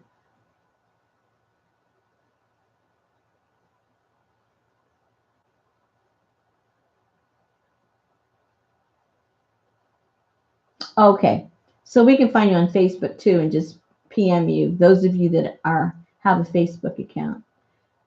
Okay. Okay, so everybody that is going to contact her through the email, write down that email because we're going to delete that in a little bit.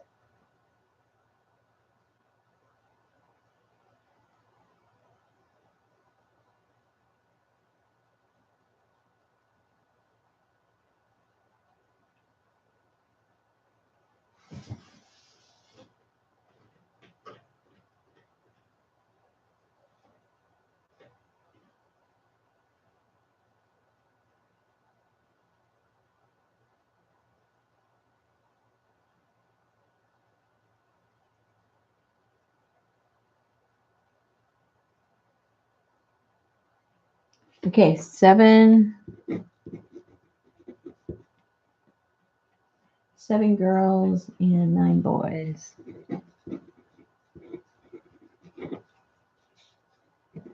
Okay, now in Africa, soccer is a big thing for the guys, right? As opposed to like here, baseball and basketball. Soccer is the thing there, right?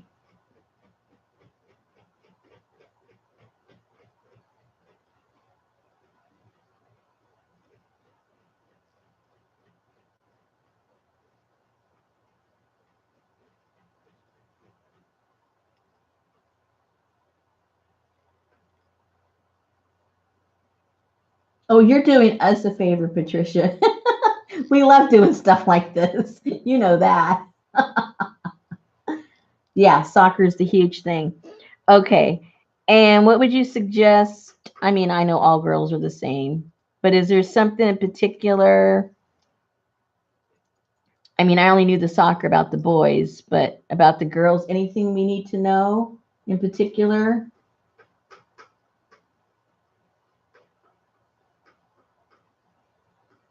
Oh, yeah, we need to know by when you have to have these. Because I would say that we need to get them out before the end of September. So so they get to her. Let's say, what's the date right now? Let me see. What's the date? Today's the 7th. Let's get these out by the 20th. Everybody, they need to be out by the 20th. Mailed out to Patricia so we don't add extra pressure on her. Am I going to get them? Who's sending them? You know, I don't have them yet. You know, she's got to pack them. Mail them by the 20th. If you can't mail them by the 20th, then just make one and send it to her because you can make one by the 20th. But if you wanted to do multiple and you can't get them done by the 20th, well, then just cut back on how many you're going to make.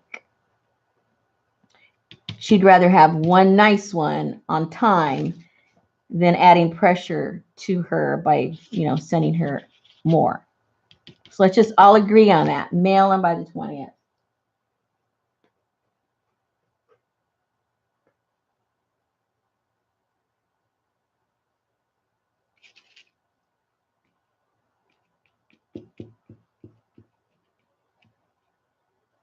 Right.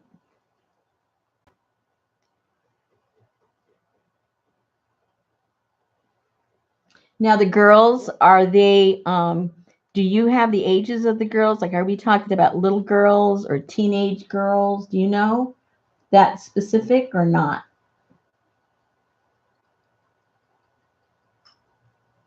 Okay, little boys. So they'll love the soccer stuff. Okay, great.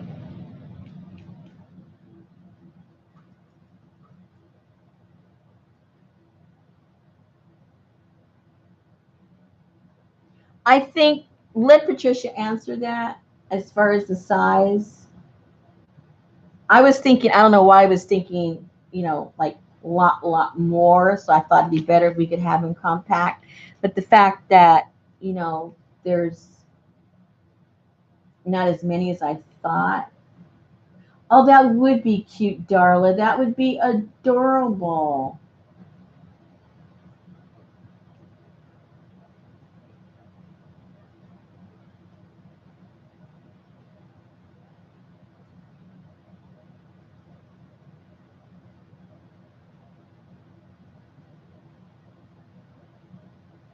Okay, that sounds like a real good plan because they are younger, so they'll really like that.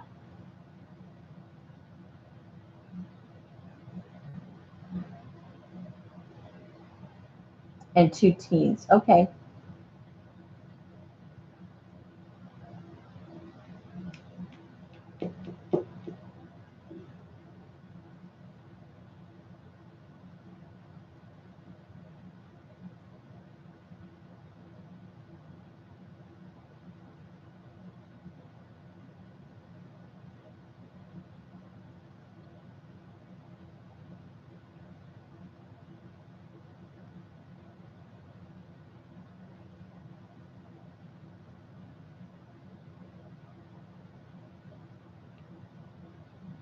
Patricia, do you have an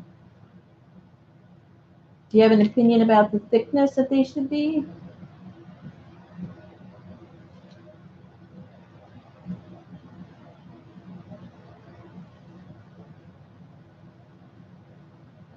There you go, Lisa. Lisa's ready.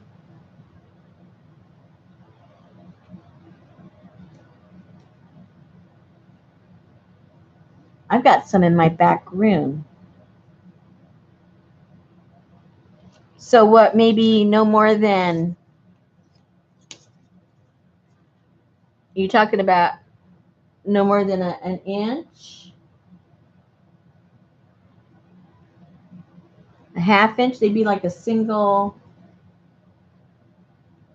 not even that thick. Okay. Oh, okay. So an inch. Okay, so no more than an inch, you guys. No more than an inch. Perfect.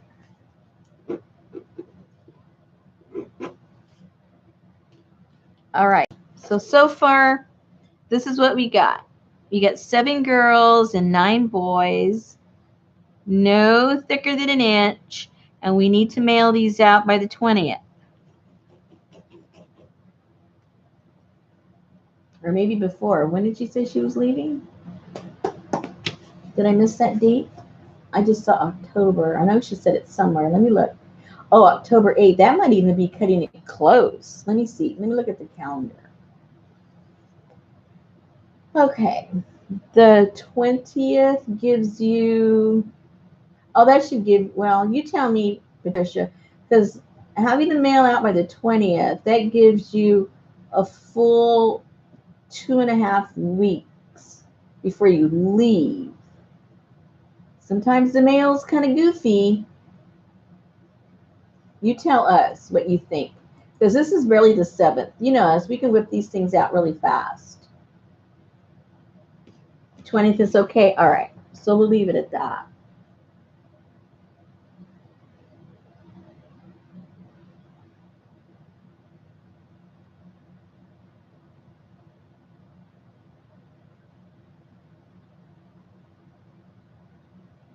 Let's see, what can we do about Finland?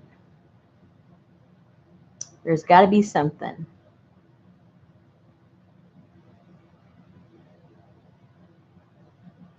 How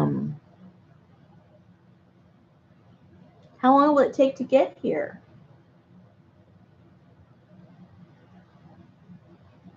How about some cute postcards from Finland? I mean, how often do they get to see postcards from Finland? That would be cool.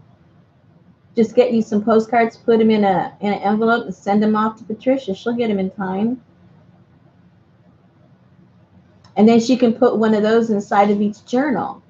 And you could sign your name on it with a little message. And then she can stick it inside the journals.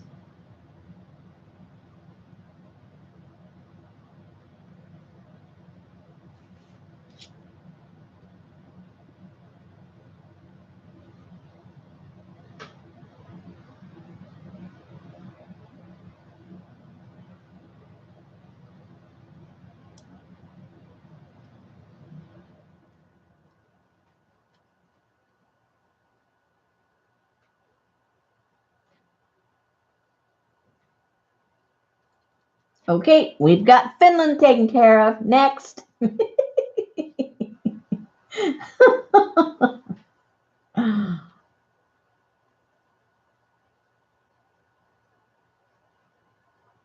you know, it might be kind of cool, you guys, if you already have some of those, you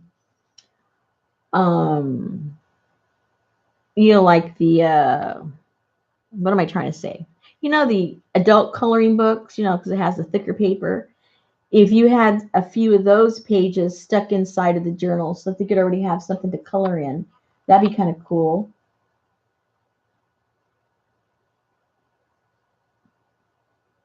And, you know, over at the Dollar Tree, you can get colored pencils for $1, a nice little package of them, and you could stick it in with the journal.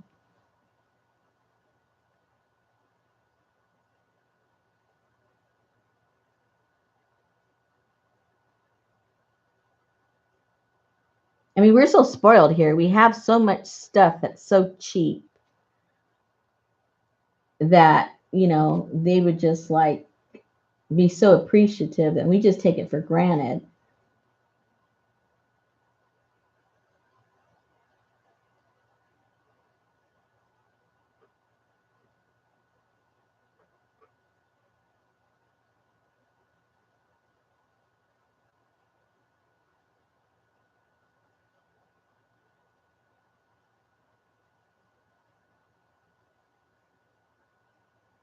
Uh-oh, with that witchy woman.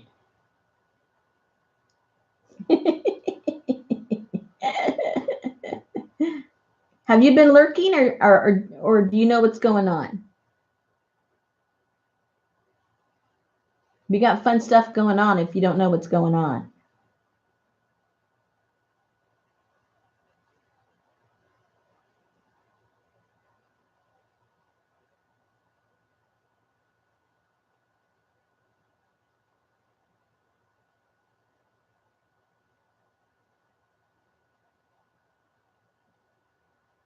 Oh, cool, Linda.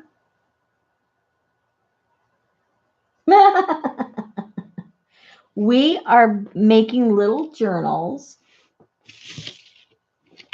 approximately 4x4. Don't have to be exactly 4x4. And whoever can do it, they need to be done by the 20th of September. And we're mailing them off to Patricia because she is going to an orphanage in Africa, and we're going to send little journal gift to the kids over there. And most of them are young. You've got 7 girls and 9 boys, ranging from age 2 to 17. But most of them are a little smaller, babies, you know, young. And so we're kind of like just brainstorming the sizes and the thickness and what to put in them and all that kind of good stuff. We're getting all excited.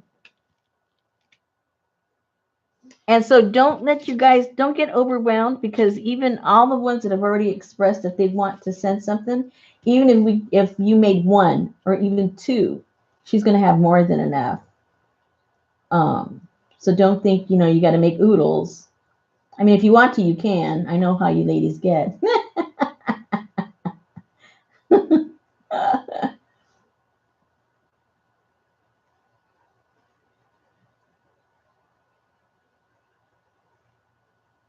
I think a little combination, Kathleen, would be really cool. I think a little combination of everything. So if we put a couple of, you know, like little pockets with little things in it. We've all got all kinds of little, when I say ephemera, I don't mean old stuff, but little things we can stick in there. So maybe one or two little pockets in there we can stuff some stuff in, and then some lined paper, and then maybe one or two something like, just printer paper or mixed media paper or something that they can draw and color on. And then if you have some old, what am I trying to say? Coloring books, a couple of pages of those, just a little bit of everything. Because just like us, we'd get bored if we had all the same stuff in there.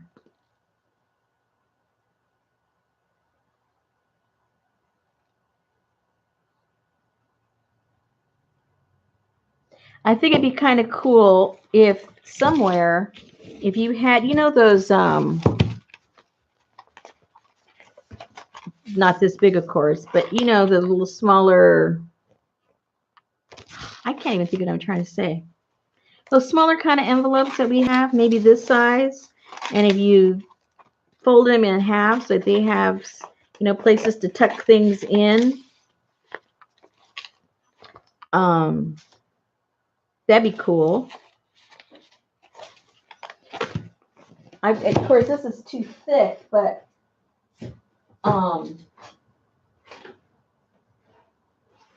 this is way too thick. But in the same principle, when I made my watercolor ones, this was meant to be kind of compact. So these kind of go in and out, and these fold out. And then there's a pouch, room for something like this. But even if it's just an inch thick, because this is an inch and a half.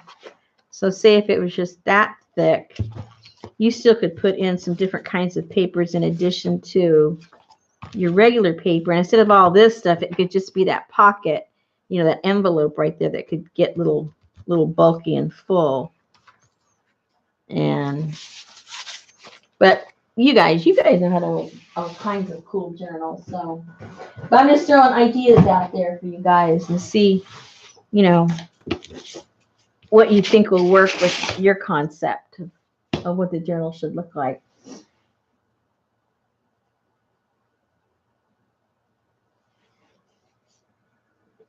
Oh yeah, I forgot, Darla. And it looks like the majority are going to use the little golden books. So that's a good size. I forgot we moved from that size to the other size. See, my mind, I already forgot. We've moved on.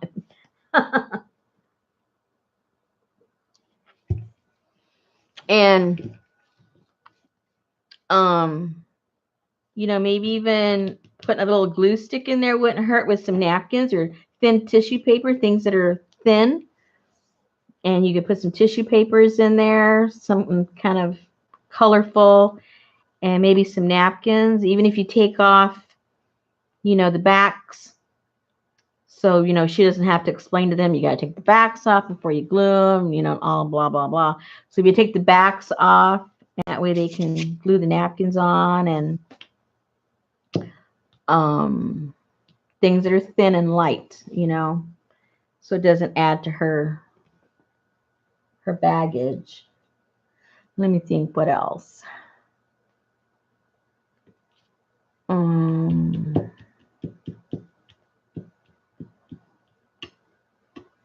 If you have like thin wrapping paper, That could be, you know, one of your pages on the signatures, and then they could, you know, use that to tear out and glue.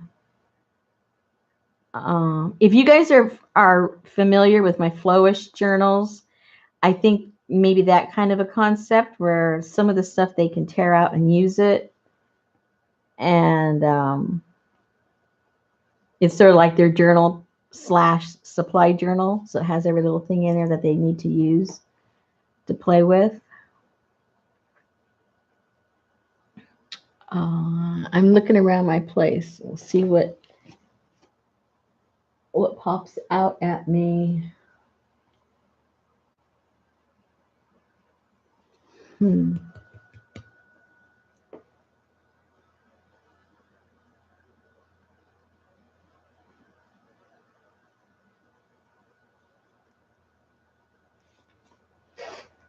Oh, stickers. Hello. Again, most ladies have 10 zillion stickers that they've never even opened the package. Yes, I'm here. And if you're not one of those, Dollar Tree, Dollar General, you can get them for $1.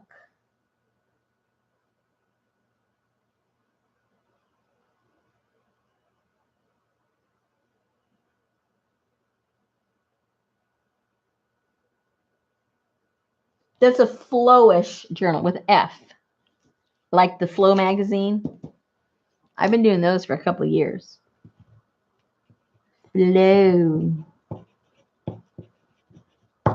Yeah, I've been doing those for what? I think 2.5 years. I started that off as a swap in my group. People went kind of cuckoo crazy, and now we do them every month. We've been doing them every month for like 2 years, maybe 2.5 years now.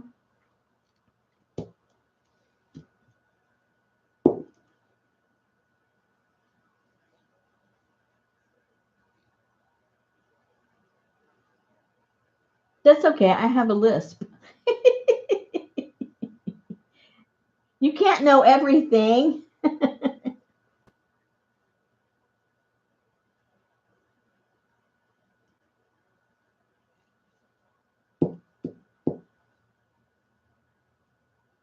Okay, we've got Sweden in the house. Where's Finland?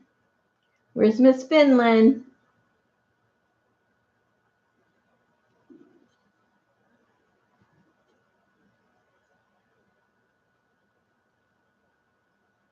You're no doofus.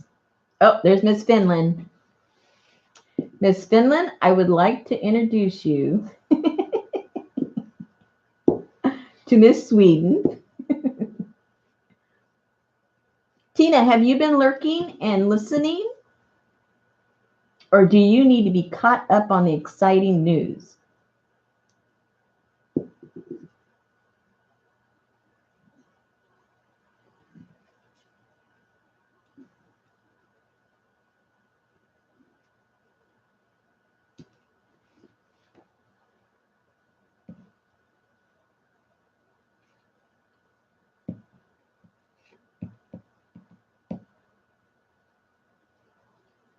I think I've got some. You just came in. Okay.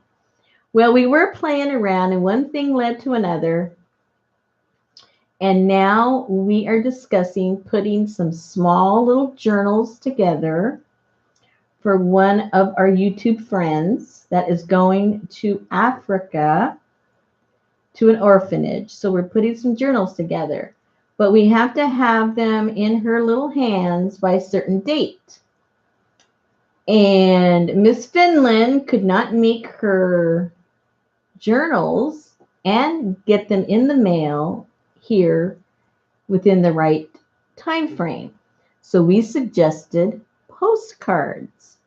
So she's going to put some postcards together, write a little note to the kids, and send them to Patricia. And then Patricia is going to put them inside of the journals. So if you would like to participate, you could always send some postcards to Patricia. And then Sweden would be represented. But that's what we're doing. We're kind of brainstorming right now. We were gluing, but I stopped gluing, and I can't glue and think at the same time. I know it's hard to understand, but but I think we've got it all pretty planned out, huh, ladies? Aw, leftover Valentine cards.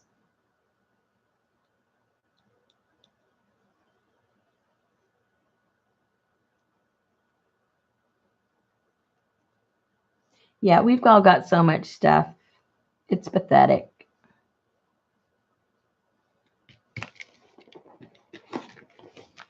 Huh. I bet you guys could find to see, this is cute. Oh, that's glue's coming off. Those little composition books to stick inside one of those journals or something. You can get 3 of these for $1 at the Dollar Tree. 3. Count them. 3 for $1. And wouldn't that be cute to stick in there in the little journal somewhere? Oh, I got too many ideas. We better watch out because she's going to have to pay extra for her luggage. These journals are going to end up costing her $120. You better remove some of your shoes, Patricia. No heavy shoes, only the ones you got on your feet.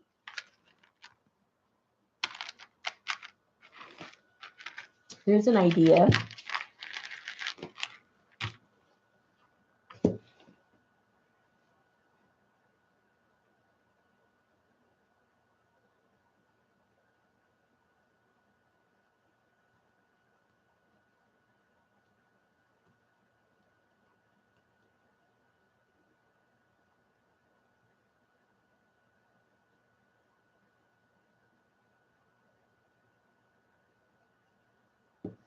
Patricia, we have a question from Jennifer Jane. Is 4x8 single? Oh my gosh, signature too big?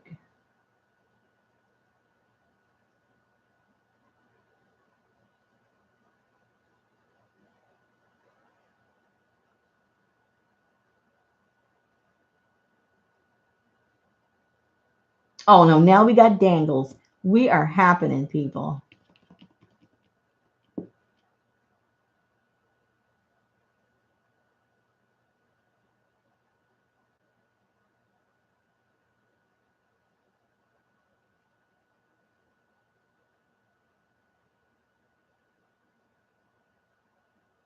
Okay, Lisa's thinking there. Whoever can afford it, that's a good idea.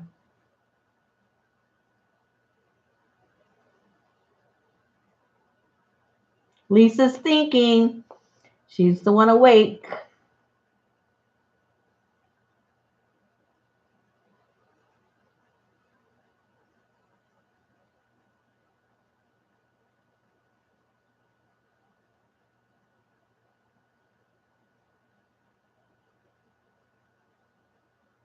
See, that's why we have to brainstorm together.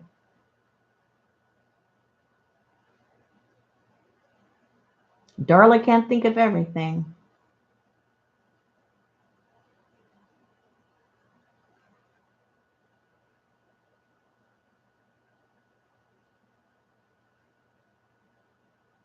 And like Betty says, a lot of these things, at least here in the United States, because school just started, some of those things are on clearance right now.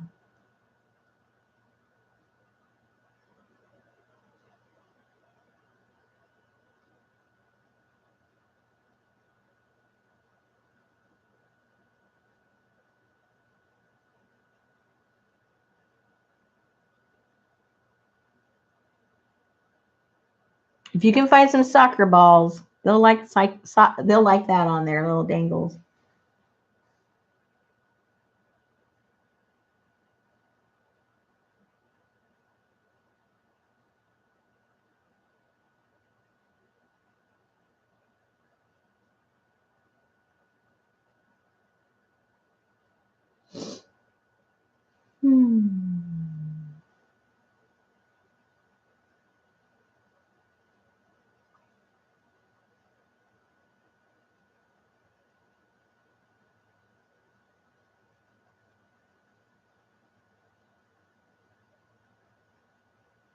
You know what the I keep going to Dollar General, but I can't help it. Dollar General has these in a packet. This is Elmer's glue, but you know it's a little thing, and it easily just goes. Um, but I think 3 or 4 of these come in a package, and that's just $1. Trust me, I don't think there's any problem using the glue stick. I say it because, um, where I live, it's just as hot, and I feel like I'm living in Africa. It's so hot here. But I'm trying to visualize the temperature where she's going. Remember, Africa is a really, really big continent. It's got just as diverse climates as we do here in the States. Um, oh, you're in Louisiana? Yes, it's been nasty hot out there.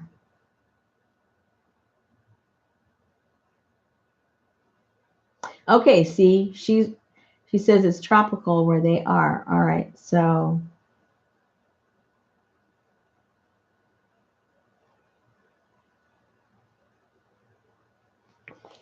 it's humid there. All right. So I'm trying to think when I lived in Hawaii, there's not too much more of a humid place than there, 100% humidity. Um,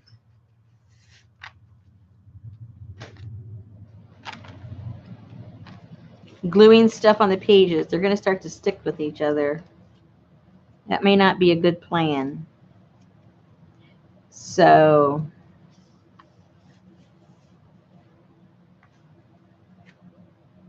you might want to stick with the the type of stuff like coloring book pages and the crayons and markers and Sharpies and highlighters and stuff, and not concentrate so much on the gluing down of stuff, because I know when I glued over there, oh boy. I mean, it works, but it's a mess.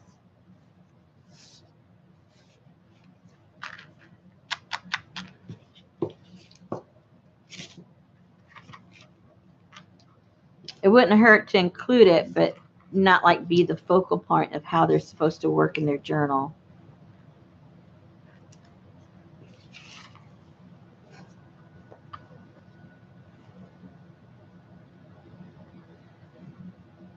Yeah, us too. Where we lived, literally in the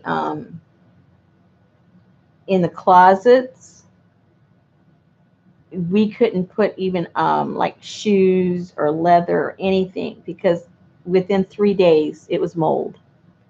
That's why everybody leaves their shoes out in the air outside for the circulation, or everything turns into mold. Yeah, and it'll be mushy. It'll be a mess. Okay, suggestion: no glue sticks. Take them off your list.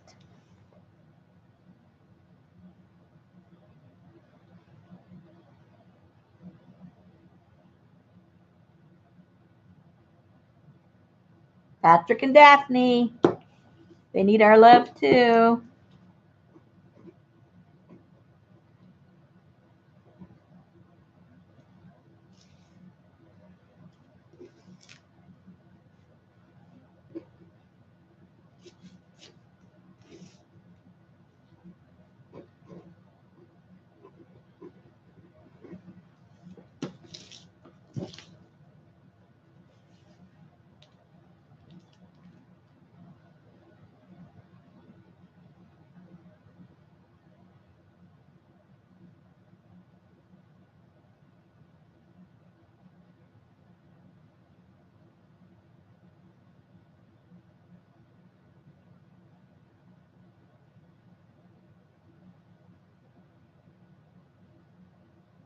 Yeah, it's a good thought, Betty.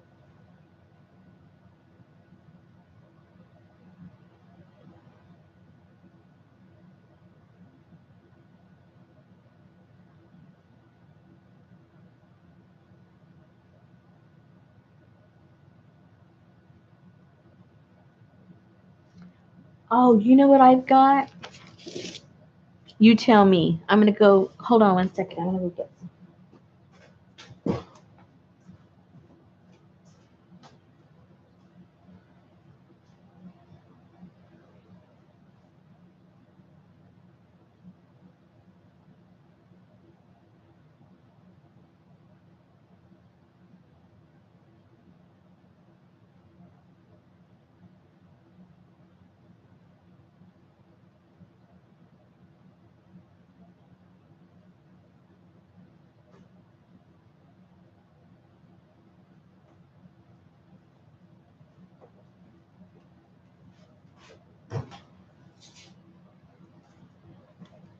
7 girls. I gotta go on the hunt. I think I have 7. Wouldn't this cool them off and make them feel pretty?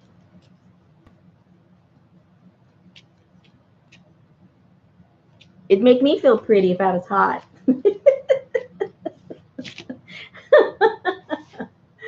And see, and it closes up real nice. So we'll just kind of like stick them inside the journal somehow or something.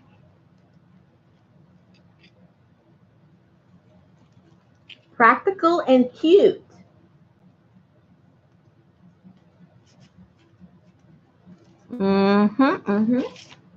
I gotta go look for them. I know, I'm pretty sure I'll have enough. I won't do it if I don't have enough for all of them, but I think I might. Every girl needs to feel cute. I know that. No matter what age they are, they can be a year old and they know they're cute. Hot flashes.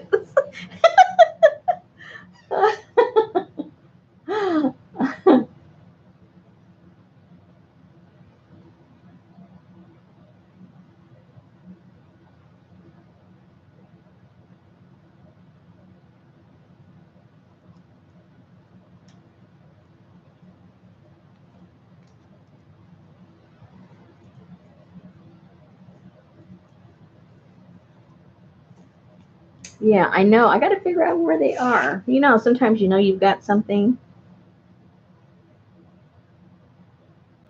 I'm going to go over there tomorrow to the doll.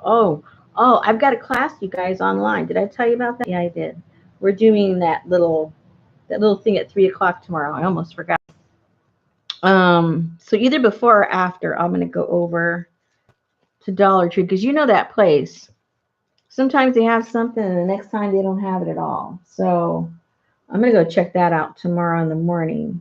Well, it already is morning, but they're not open.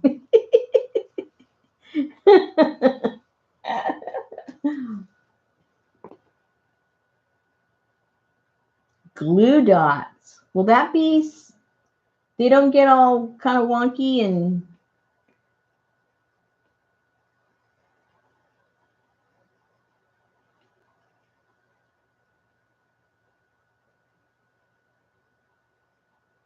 okay, sounds good.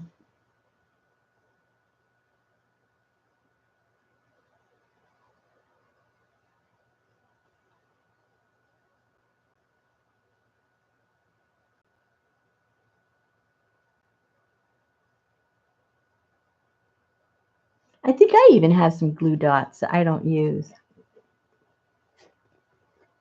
You know, when you buy something, you think you're going to use it and you don't.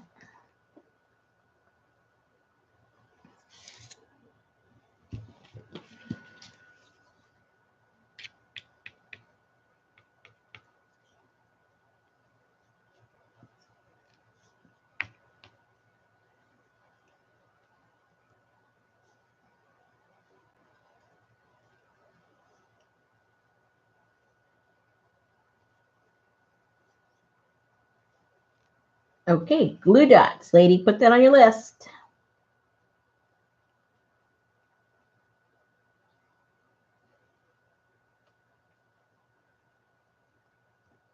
Yeah, anybody that lives by a Dollar Tree, they know all the good stuff you can find there.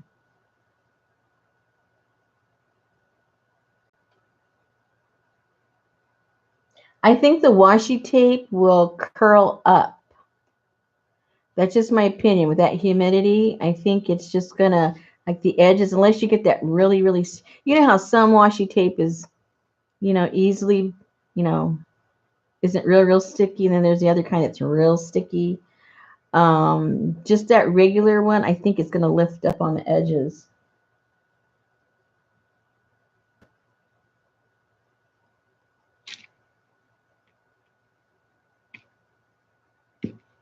Oh, that's a good idea. Letter stickers, they can put their name.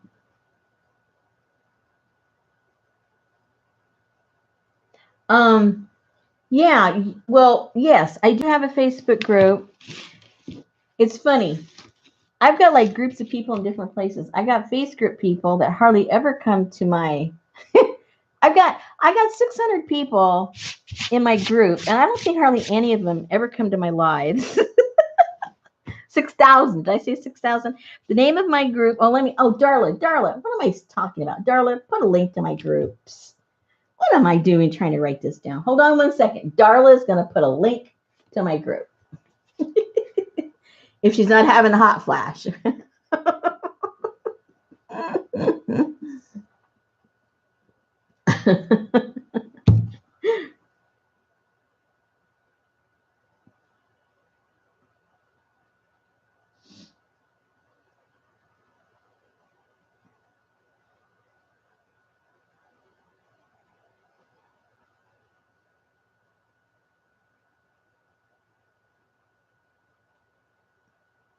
Maybe that's why they don't show up, Kathleen. I never announce it. But you think they subscribe to me, right?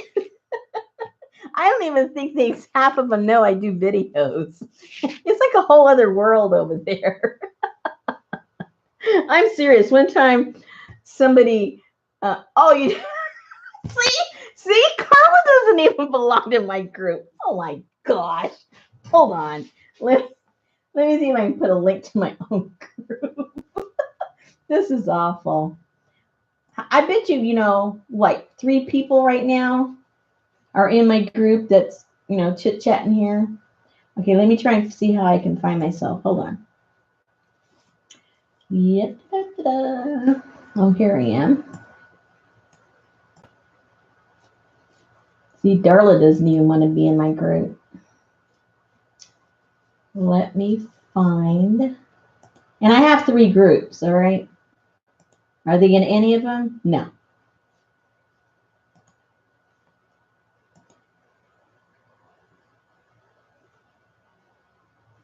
Okay, here's one. Here's the main one. Let me get the link.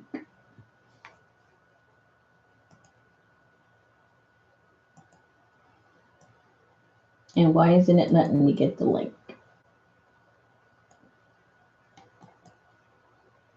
Copy. Okay, let's see if I can link. Last time I tried to link something in here, it wouldn't let me link.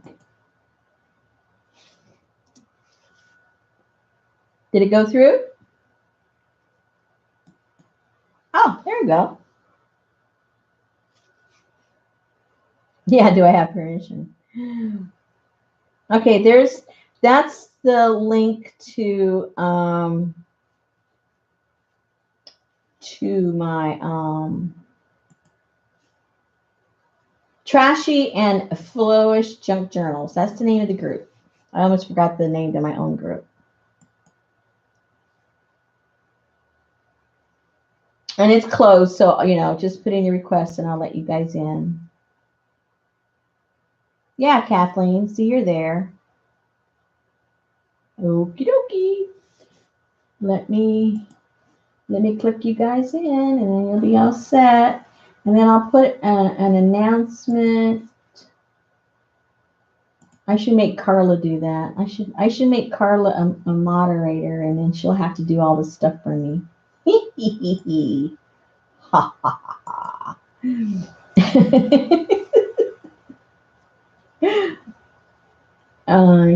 You've sent a message. Close the window. Okay.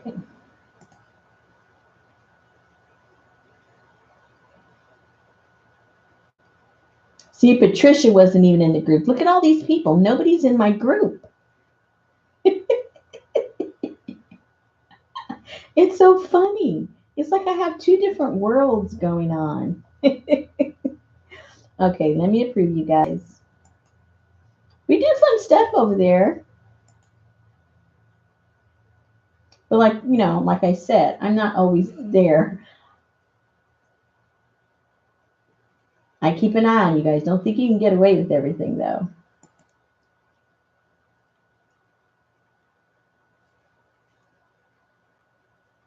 Okay, so okay, all of you guys are in. Oh, there's that thing, CJ. See, CJ was telling me something, and I hadn't even been to the page to see what she was talking about. Now I see it. It's pretty cool.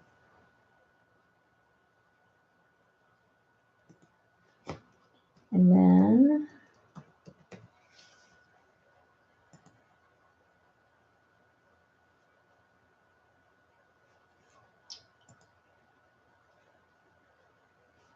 here we go.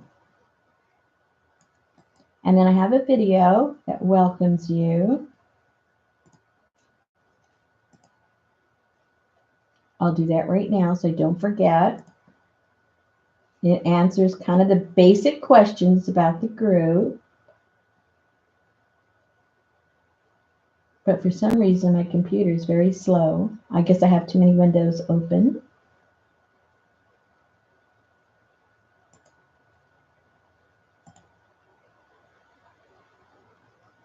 Yeah, it's too slow. Why is it doing that? Probably because I've got all of this stuff. There we go.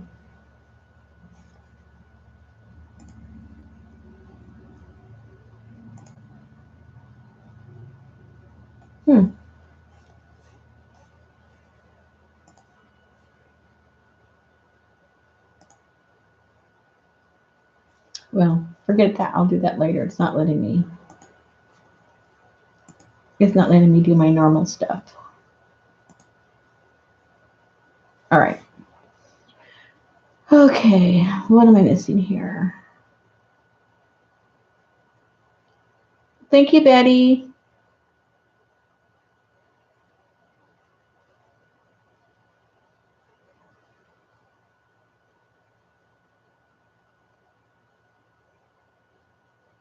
Linda's got a bunch of good ideas.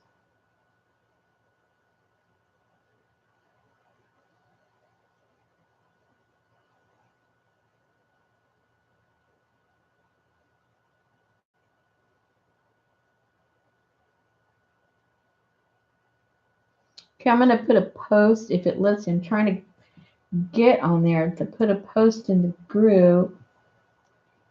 And then you ladies that are over there, oh, maybe I need to get on the discussion thing. Add, to the suggestions of things, because I'm not going to remember everything. I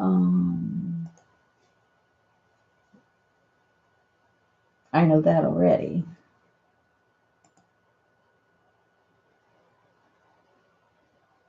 That is weird. It will not let me.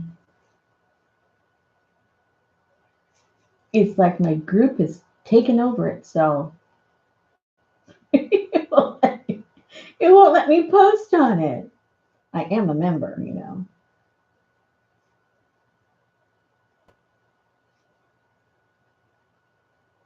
Okay, let's try again. Let's try again.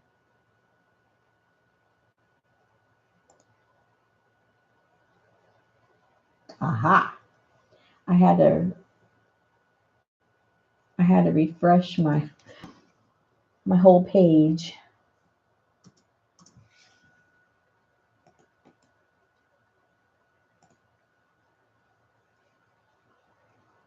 And you're coming just in time for the swap that everybody likes to do, which is going to be, what's today? Today's already Saturday. So on the 8th is when we do the flowish swap. So those of you that don't know what the heck a flow swap is, you'll find out.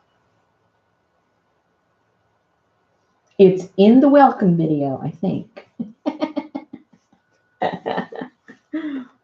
I forget what's in the welcome video. It's a year old.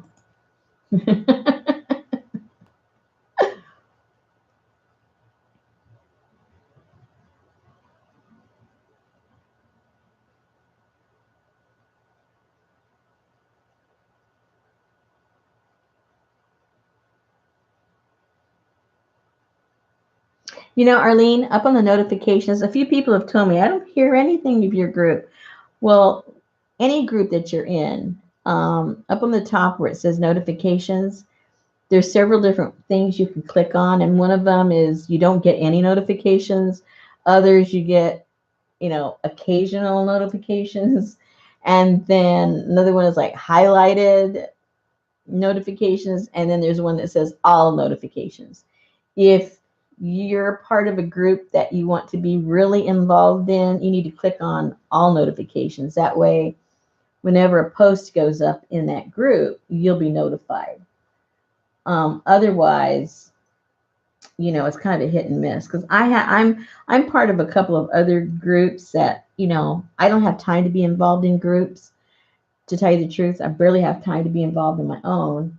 So I don't, you know, I click on the, you know, highlight or occasional notifications. So I only get occasional notifications on these other groups, or else I'd have slews of them.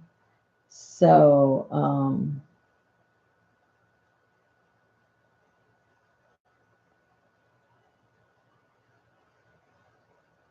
that's what I would suggest, because I know some of the ladies in our group would say, I didn't get any notification for the swap and this and that, and I'm thinking, well, check what your, you know, how you have your notifications coming in.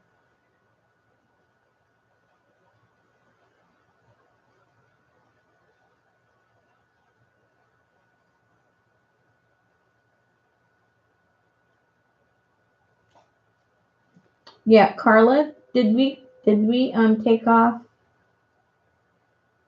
that her ad? Let me go up there and find it. We need to take that off. If I find it before you, I'm racing. I'm racing. I know Darla Party took it off.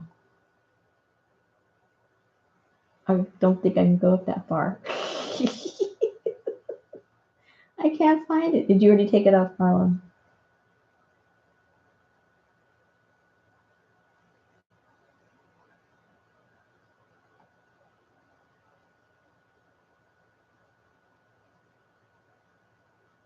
Ah, there it is.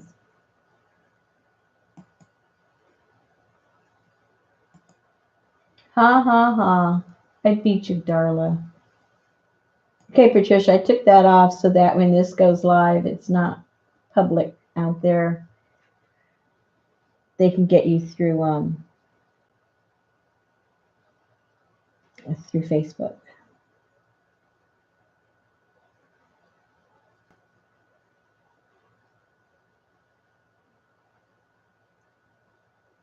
You know, Kathleen, I love arranging the swaps. But the only time I'm ever in a swap is if there's an odd man out and they need need someone to make it even. Then I'll put myself in there.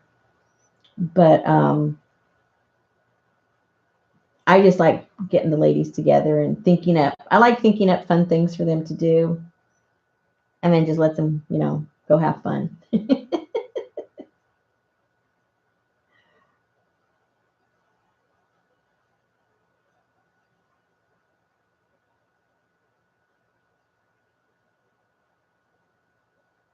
Oh, darling, you're so funny. I was racing up there because I wanted to get there before you did. I was racing for nothing.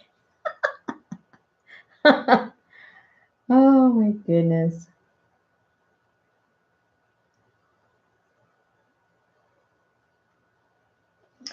Okay, ladies. Well, it's almost 3 o'clock my time. I'm still wide awake right now, but I have a feeling that in a very short time, I'm going to feel the wrath of sleep. So I think in a nutshell, we've got the particulars kind of sort of worked out, right? And I'm sure when you guys cruise your stash, you're going to find some other stuff. And then, if you go to the Dollar Tree, just go up and down the aisle, you'll find little cute things that you didn't think about.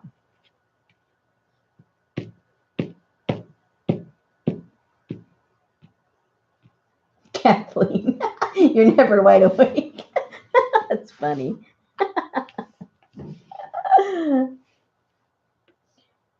Yeah, Arlene, we're better than a cup of coffee, aren't we? To keep you up. Well, see, I made the mistake. See, I make a mistake every once in a while. I make it quite often, matter of fact. I was in the mood. I was running around today, and like I said, it was extremely hot.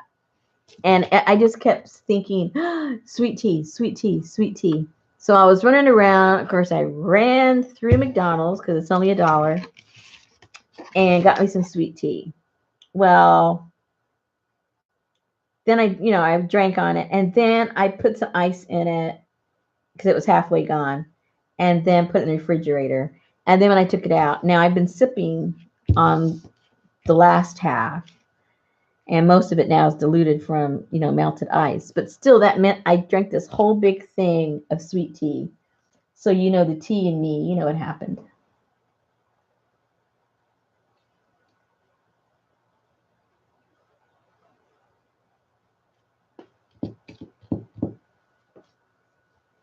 So any final questions? I think we kind of covered everything, right?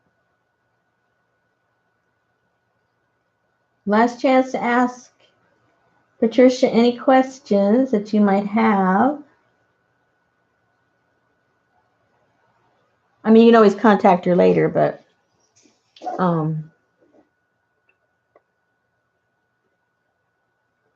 yeah, Arlene, that's a smart thing to do. I do that when I make I like to make, I haven't made it that much this summer, but I love Thai tea and Thai coffee. And especially for the Thai tea, it needs to be strong all the time, or else to me it doesn't taste good. So I do the same thing. I'll make my ice cubes out of that.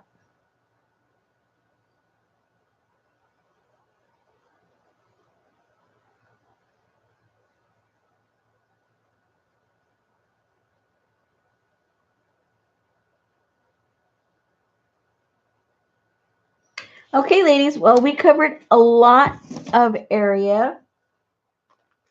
We determined that we have no idea what is inside this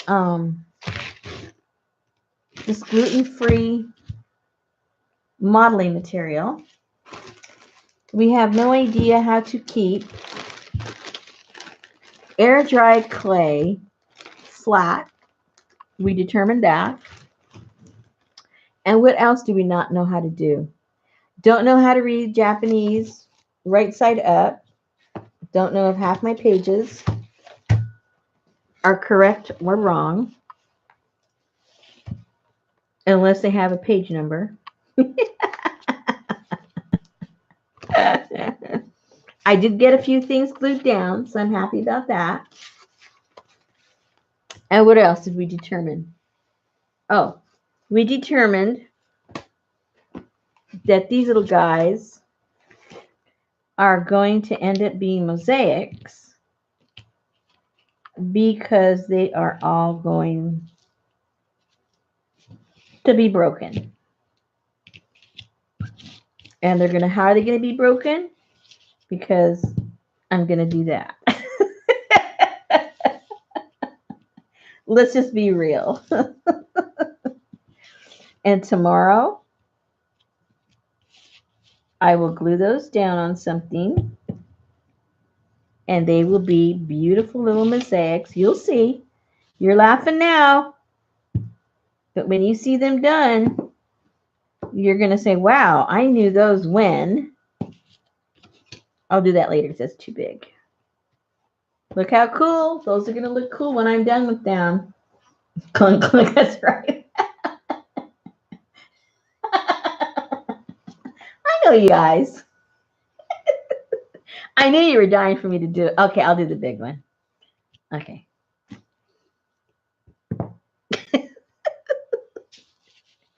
I knew you guys were just waiting for me to do it.